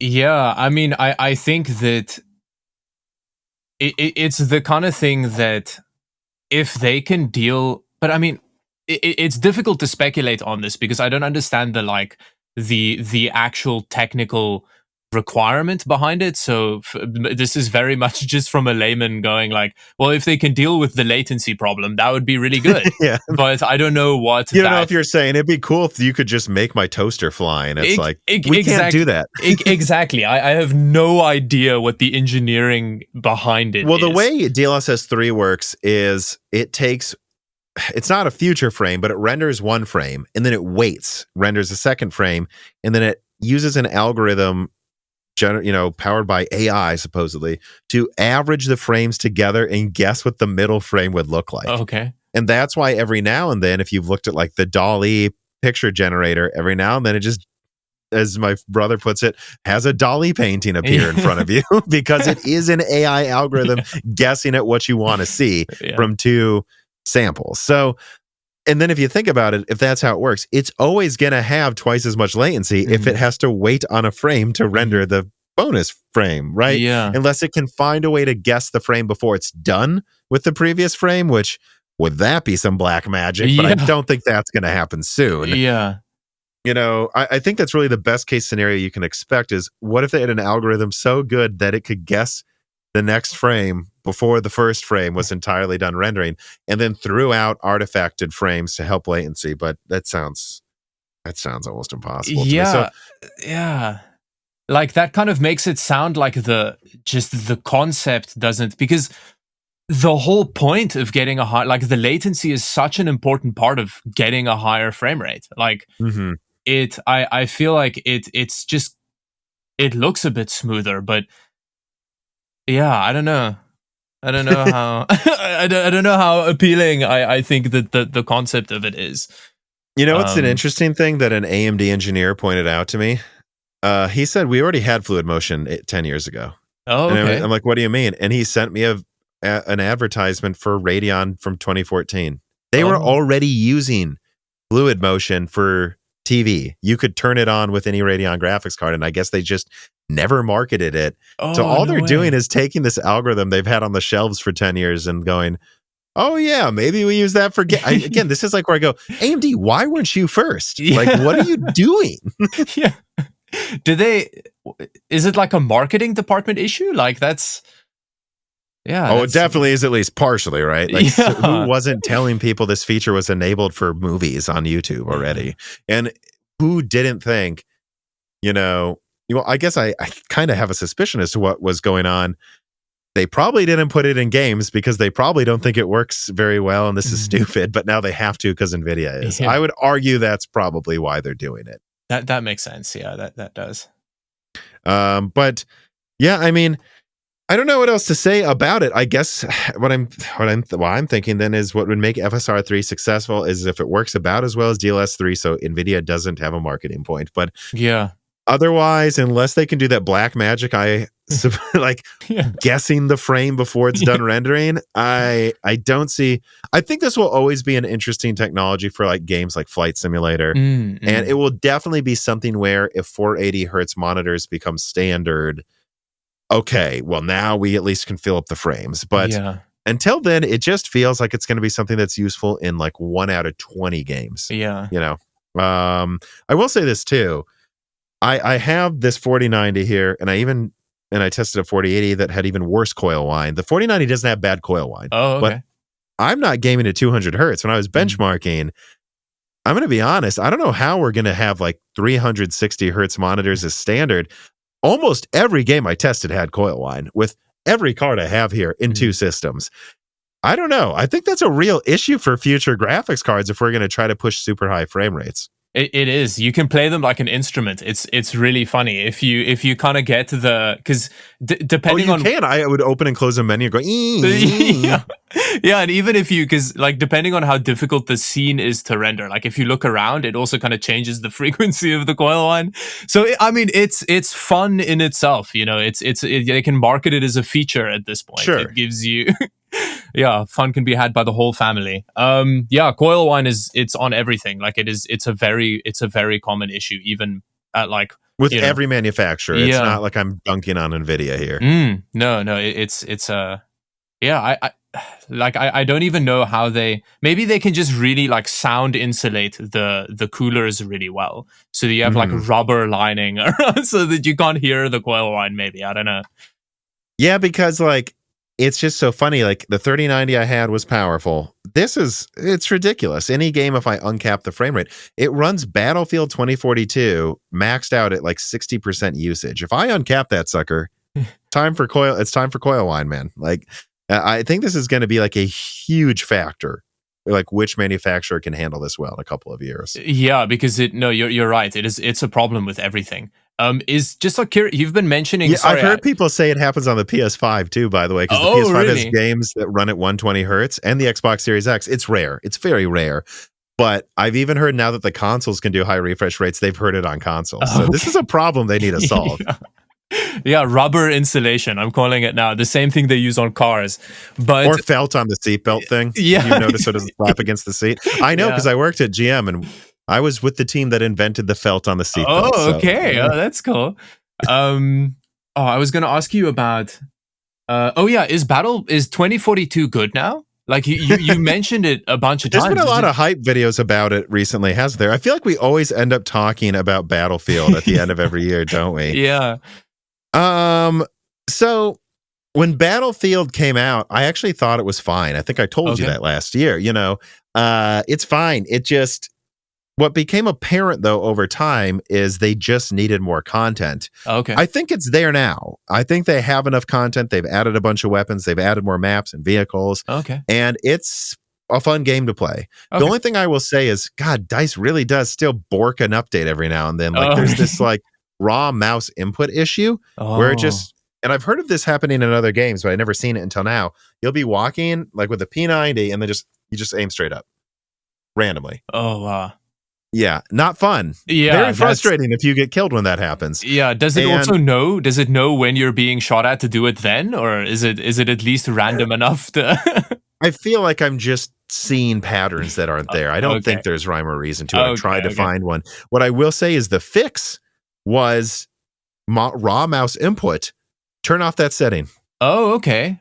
But it would re-enable itself every time you joined a game, so you'd have to spawn and I know that's like one of those things where it's like, guys, how do you let this happen? And then it took them like 6 months to fix. 6 months to fix that, and it popped up in a recent update again. It didn't happen the last game I played though, so I think they immediately fixed it again. But the fact that it took them 6 months to fix, and then 3 months after they fixed it, it popped up in one update. I was like, what are you doing with your code? There's no other game where I randomly aim up. Yeah. that's pretty crazy. I'll give it a try. I played the beta a little bit, and then so I should play some 2042.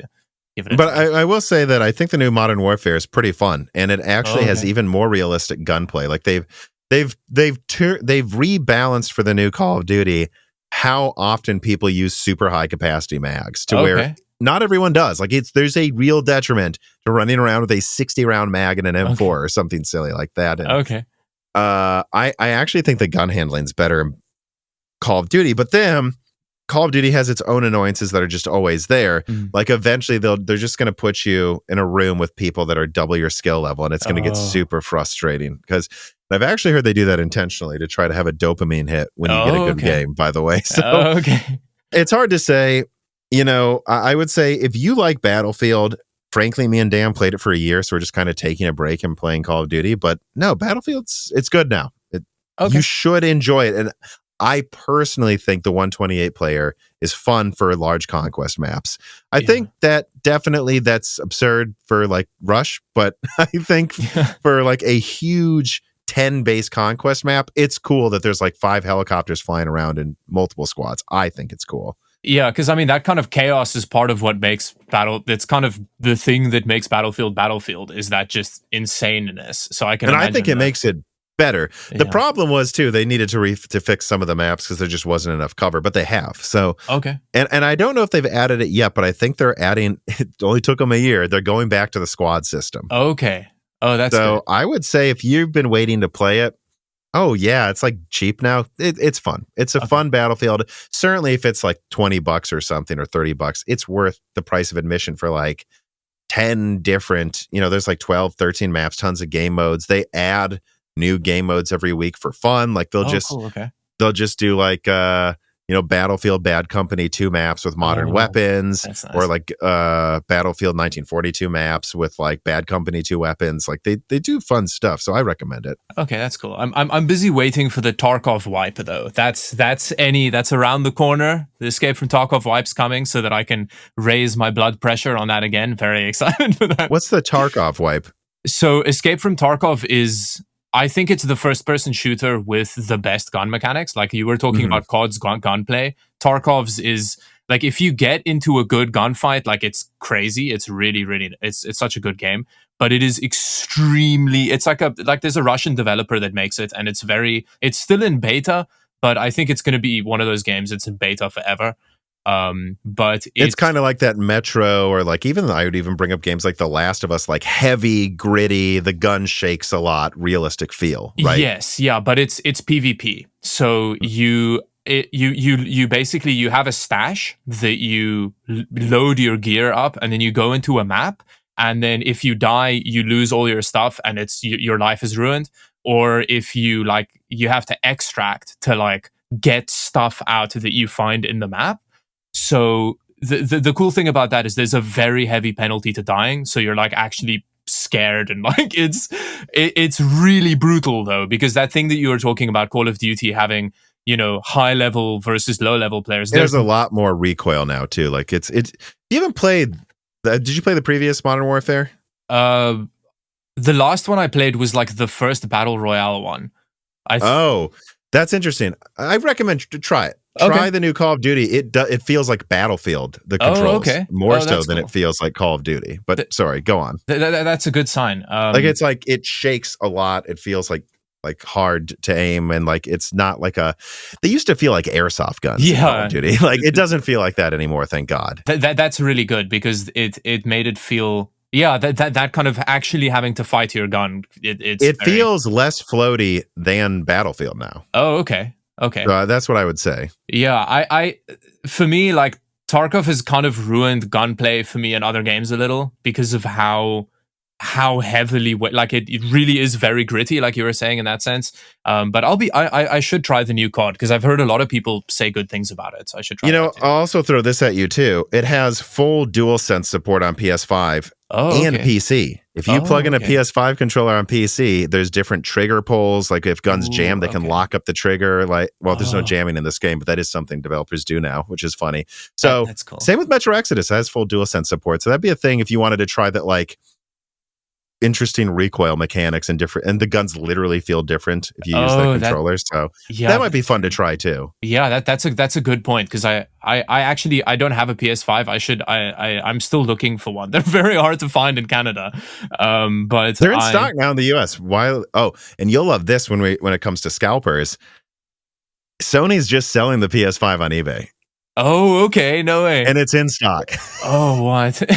So if you go to look for a scalped PS5 in the US, it's $600, and it comes with God of War Ragnarok and a headset. Oh, so it's And these scalpers are still trying to sell PS5s for like $700. And I'm like, dude, Sony, there's Sony. It's not Sony directly, but it's like a Sony backed retailer with like the brand is selling PS5s below MSRP. And I'm like, dude, this is what every company should do. Just so scalpers, when they go to list their product, they just see the company selling it on eBay for cost themselves. That is a really good tactic, actually. And then hopefully there's a bunch of people stuck with a whole bunch of PS5s that they... There are. Yeah, I think there's going to be. And it's like, guys, I don't know what you're trying to do. Yeah, that's Sell hilarious. it at cost, man. You got to get rid of them quick. Yeah. Because the Slim's coming. This is perfect. I wanted to transition into this as like the last conversation. You said you were, I don't know, what color should I do for consoles? Just make it white for now. You want to talk a little bit about what's coming next year. And so I'm just going to throw them at you. I mean, I think the PS5 Slim is clearly coming out soon. Technically, I'm told that the current PS5s being sold already have a 6-nanometer die shrink in them. So they use less energy, and they're just getting, I think they're getting rid of the old chassis before they can put this 6-nanometer die in a slim one. And it might not have a disc player, but it sounds like Clean Sweep brings this up as a reader mail here. I've heard multiple rumors that they may have a detachable disk drive so they can make it even cheaper. So I don't know what they're going to do. It'd be cool if there was like a $350 PS5 Slim with no disc, but then you could buy a $50 disc attachment or something. I don't know. We'll see what they do, but PS5 Slim's clearly coming soon. I believe the Xbox 6-nanometer refreshes are coming this year as well. And this should be when we start seeing rumors about a PS5, or like firm rumors. I've already heard they're making it, but like PS5 Pro, whatever they're going to call the update to the Xbox Series consoles. Yeah. Which one of these are you interested in talking about? Or like, what do you want to go? What are you hoping for? What do you want to see out of them? And I think this is an interesting conversation after we've just seen a 4090 come out that's 83 teraflops and the consoles are about 10. Yeah. I mean, so as somebody that, I think my interaction with console gaming is different than a lot of people who are just fully console gaming, because I have a gaming system and I can like a PC, so the full grunt of the console doesn't really matter that much to me. So I just mainly want a PS5 for the exclusives, and the PS5 Slim seems really interesting. Like, is that coming out soon? Like, would it be stupid to buy? See, this is the problem. I don't know. I haven't. There's been too much news with the PC stuff. I haven't followed up with anyone on this. I really should have like a console expert on Broken Silicon early next year to refresh myself. But I'm not sure. But the fact that they're already putting 6-nanometer chips that use like significantly less energy and get significantly less hot than the original launch console. They're on their second redesign of the PS5. Technically, they had one in 2021. That was like half as heavy. Yeah. And they just made it cheaper. And then they have a new one that's even lighter and uses less energy with 6-nanometer. I have to assume the Slim's around the corner. They've already got the new chip. You know what I mean? That makes sense. And that sounds like that sounds like I really like the idea of the detachable disk drive thing as well, because it means which I'm not sure of, to be clear. Yes. No. I feel you on that, and I've also seen those rumors floating around, and I do hope they find a way to implement that nicely, like that it kind of aesthetically works with it and stuff. That it's not like a super ghetto just tack it on the side thing. But yeah, I think the PS5 Slim is very interesting because it's going to be like a cheaper, smaller version of it potentially. But for the Pro, I wonder what they're going to be offering with it, because like as a step up from what the normal PS5 can do, because we've got like high refresh rate 4K on a lot of games on the PS5, right? Usually not 4K, but well, I'll put it this way. I just started God of War Ragnarok. I'm honestly only like an hour in, but okay. It has like 4 modes. Okay. It has like, I think effectively a 4K 30 mode, effectively a dynamic resolution, like kind of like 4K 1440p-ish 60 mode. Okay. And then it has an uncapped high refresh rate 1440p mode. Okay. And that's what I play at. And my LG TV lets me put a frame rate counter on screen. Oh, okay. And so it was running like 90 frames a second with adaptive sync with like 1440p, but it was super sharp because of their upscaling algorithms. And I was like, yeah, this is who cares how many teraflops it has? I'm playing God of War Ragnarok at high resolutions near 100 frames a second this is not like last gen console gaming. This is awesome. Like, Yeah. So I almost wonder what they need out of a Pro. And actually, before we move on to the Pro, I'm looking at some of my own links here in the description, and at least the rumors people are looking at, it sounds like they're probably going to announce this Q1, and that's when they're launching PSVR 2. Oh, okay. So you know what? I bet they're going to launch it next to PSVR 2. Oh. That's just no source is my guess. That would make sense to have a cheaper console when you're launching a new VR device that goes with it. So I don't know. Do you want to play a PS5 over the holiday season? Get a PS5. It's in stock and it's not scalped. And there are some deals where you can get a game with it free. You want to wait? I think you're only going to have to wait a few months to get the Slim. That's my guess. Okay, that's interesting. But yeah, on your question about the PS4 Pro, let me throw out this reader mail from Envious. He says, "Hi, Tom and Dawid. With Moore's Law being dead and the price per transistor going up on more advanced nodes, do you think we're going to see mid-cycle console refreshes this generation? For the next-gen consoles, are they going to have to use frame generation like DLSS 3 so that we can get to 4K 120 hertz?" And I thought these were really interesting questions because I know Sony has worked with AMD to design a PS5 Pro. I know for sure Xbox has designed some sort of refresh. Just because they've designed it doesn't mean they're going to launch it. As we've already seen from what I've talked to you about the NVIDIA Titan, just because they have it in the labs doesn't mean it's ever coming out, right? Yeah. But so what do you think? Should they bother making a Pro? Because it'd probably be $600 if I had to guess. Or should they just focus on getting the PS5 to $300? Yeah, I think they should focus on like a Slim that's cheap, like getting the prices down on it. Because yeah, like you were saying, it's already very powerful.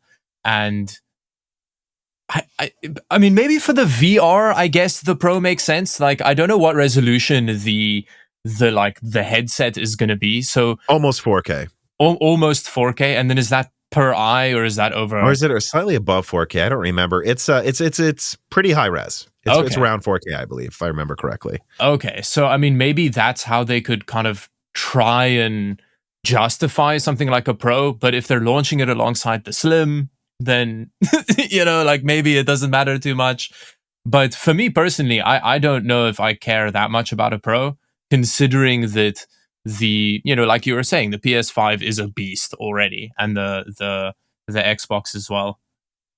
I just wanted to look this up to make sure I'm not going to get destroyed in the comments. Okay. Yeah, it's above 1440p per eye, PSVR 2. Okay. And 4K is a slightly higher resolution than what the PSVR 2 is total.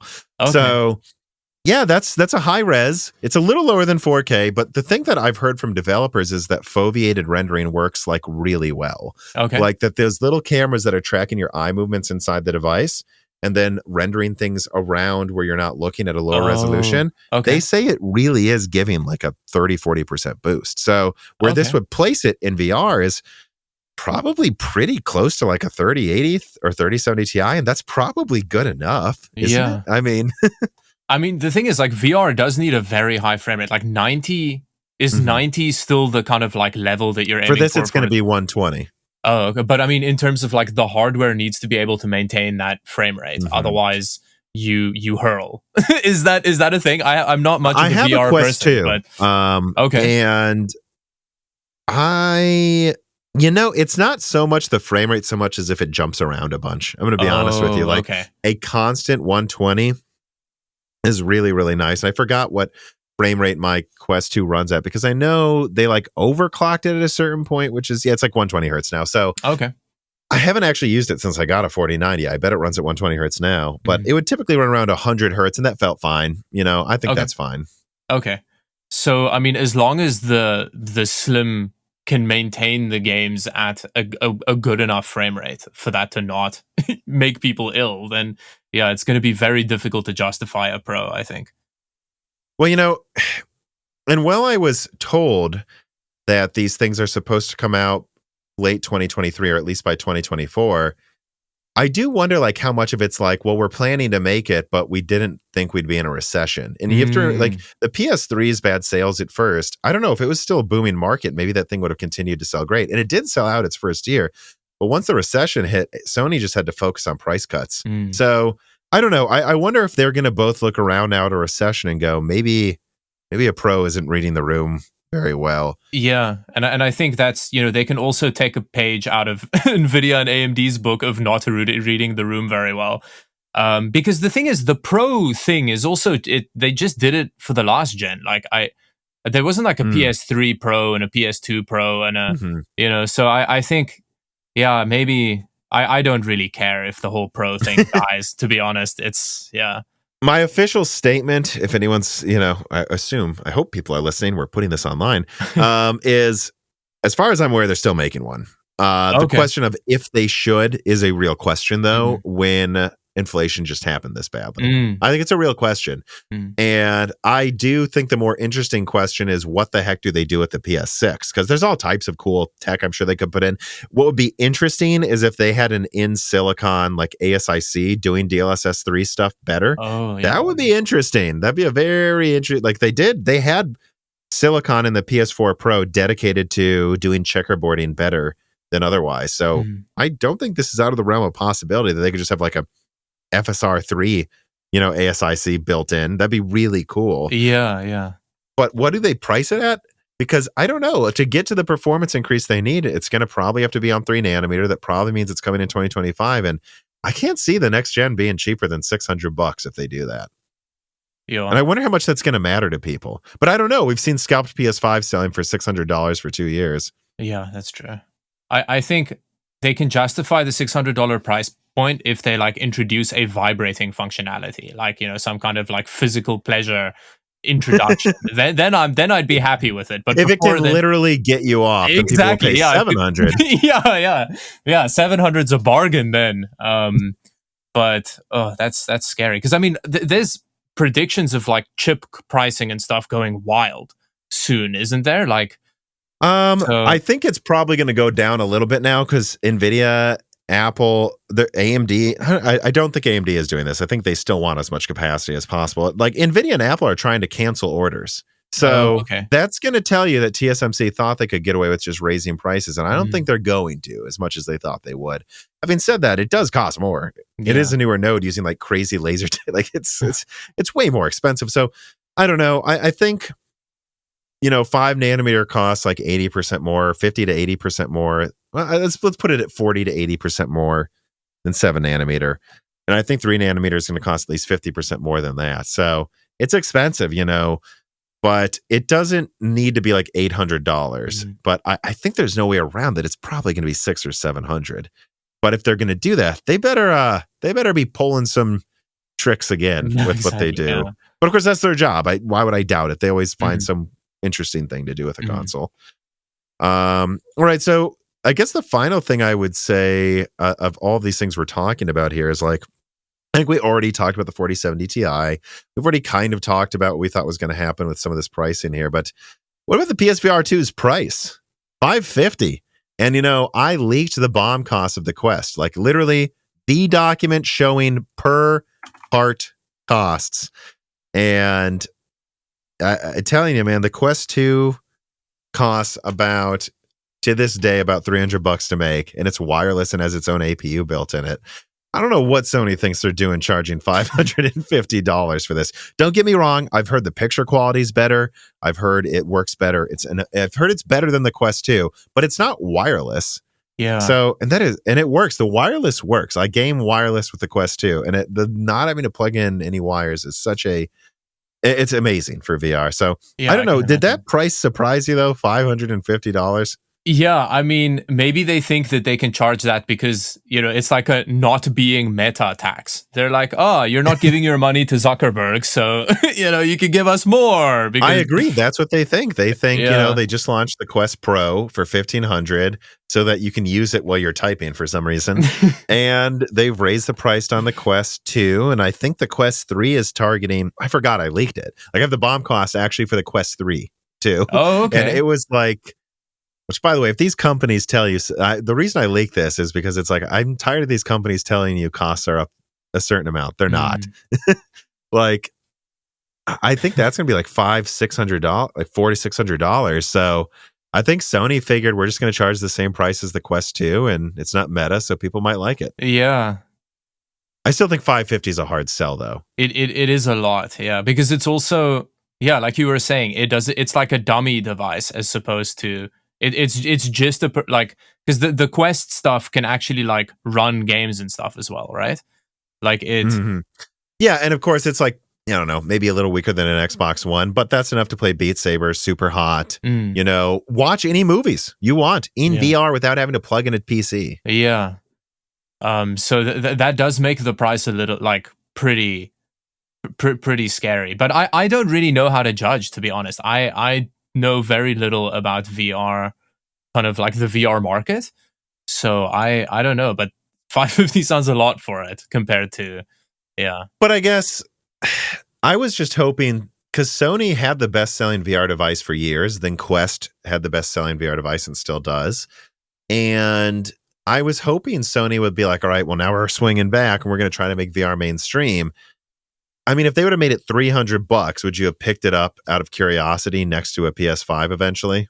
I mean, so for me, the thing that I'm worried, I'm waiting for VR to mature to a point that there's like, I'm scared of resolution not being good enough. Like I'm very sensitive to pixel density, and I just am like I have me too. Yeah, and I have a friend who has I think he has a Quest 2, and he was saying that, like, you know, it's immersive enough that you kind of forget, but it's blurrier than he was expecting, and it's a high resolution headset, you know, like the Quest 2 has a reasonable resolution, doesn't it? So PSVR, there's definitely a screen box effect there with the original PSVR. The Quest 2 rose the resolution to, I think, over double what PSVR was. I could be wrong. I don't have it up next to me. It's pretty high. But PSVR 2's resolution is over double the Quest 2.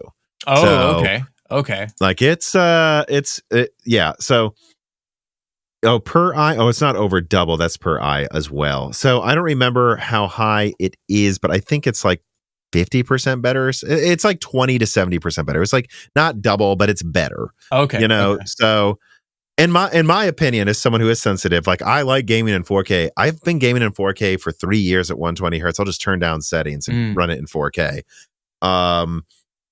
I think the Quest 2 is good enough. Oh, okay. I that's what I think. Is it perfect?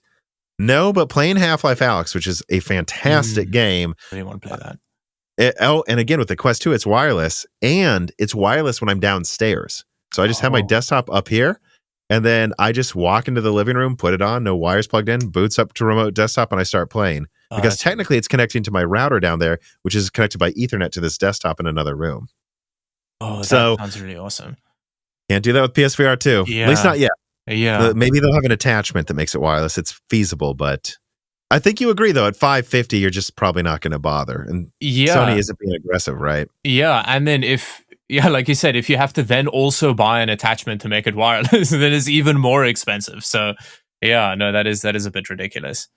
That's a shame, though. I wonder if all this pricing was set before they realized that. Probably. Same as the 4070 Ti. Yeah. There's going to be price drops next year. I feel it. I think so. I really hope so. Well, I just don't see this moving a ton of units at that price. Yeah, and it's like we were saying earlier, we've proved that gamers are stubborn and they're not just gonna like yield to it. So yeah, it'll be cool if all the companies realize that maybe drop the price. Well, the companies that can drop the price will. The companies that were already not doing well, it's gonna be a rough year for some. All right, but on that note, I actually have one final reader mail here. Okay. Golden Bolt writes in and he says, back at the launch of the RTX 2070 and with the launch of the 2070 Super and 3060, Gamers Nexus kept joking, we get it, NVIDIA, you can make 1080 Ti performance at 1080 Ti pricing. Is that going to be the same situation with both companies this gen, but now it's the 2080 Ti? Otherwise, I don't really see how either company can manage to squeeze in and cut down Navi 32, 8104, which is going to be used for the 4070 Ti, or full 8106, 107, and Navi 33 into variously reasonably priced SKUs. I feel like they're going to be climbing over each other to release 2080 Ti's with 10% performance deltas in either direction, and so too with pricing gaps of 100 to 150. And it's like, we get it, AMD and NVIDIA. You can make a 2080 Ti 3 years in a row. Yeah. I mean, yeah, that's an interesting question, because it's like when you look at some of the rumors, and I would agree with them, like I know what the die is for like the 4060, and I think it's around a 3070. Okay. But okay, if the 4070 Ti is going to be 800 or 700 to 900, then I would suggest the 4070 is going to be around 600. I suggest the 4060 is going to be around 400 to 500. So yeah, it's 3070 for 3070 pricing. Like, yeah. How would you answer this question? Do you think this is going to happen, or what do you think? Well, I think a lot of it has to do with how the market responds to it. Like, because I think if they do this stuff, let's say they do try to, where they basically just keep the scale the same, and people keep buying it, I think they'll keep doing it. But I think if people just go like, whatever, screw this, they're gonna have to adjust it, So I think it has to do with how the market's gonna respond to it. Mm-hmm. Yeah, and I think we've already kind of talked about that though. Like, I don't think anyone's buying a $500 4060. And I think if they price it at $400 and it's not at least as good as a 3070 Ti, I don't think people are going to be that impressed. You can get a 6800 for $400 on eBay right now, and that's better. It's more RAM. Yeah, and there's very little goodwill left, I think, between everyone's real sick of this all of this. So yeah, I think they've burned through their goodwill on it as well. So I'm very curious to see what's going to happen next year with this stuff. Like I'm rooting for your stance on the prices and stuff dropping, because it's just stupid at the moment. Can't see 20 million gamers saying, I'll buy a $900 4070. Yeah. Like, I just don't see it, NVIDIA.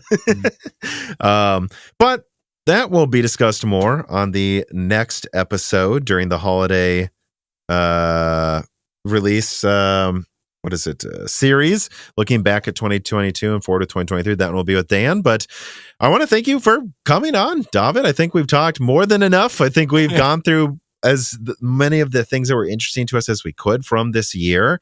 And, hopefully I'll have you on again before the end of next year, but it just keeps coming around that it's like, oh shoot, the year's over. Yeah. But I like this kind of end of year chat about all of the stuff that happens, because you follow it in so much more detail than I do. So it's a really nice recap for me as well, because I kind of just put my head down and go from thing to thing as it comes out. And it's nice to get more of this kind of view of it. So I really enjoy this session every year. It's awesome. Well, I do too. And, tell everyone where they can find you. Yes. Plug yourself. Oh, I am on the YouTubes. That's the place where it is. So Dawid does tech stuff. And I, like someone was saying right at the beginning, or the viewer question from right in the beginning, it's not super serious testing. So if you're into that, then maybe it's not the right place to go. But if you want a good time with hardware, then come check me out. Mm-hmm. And I couldn't recommend you enough. There'll be a link in the description.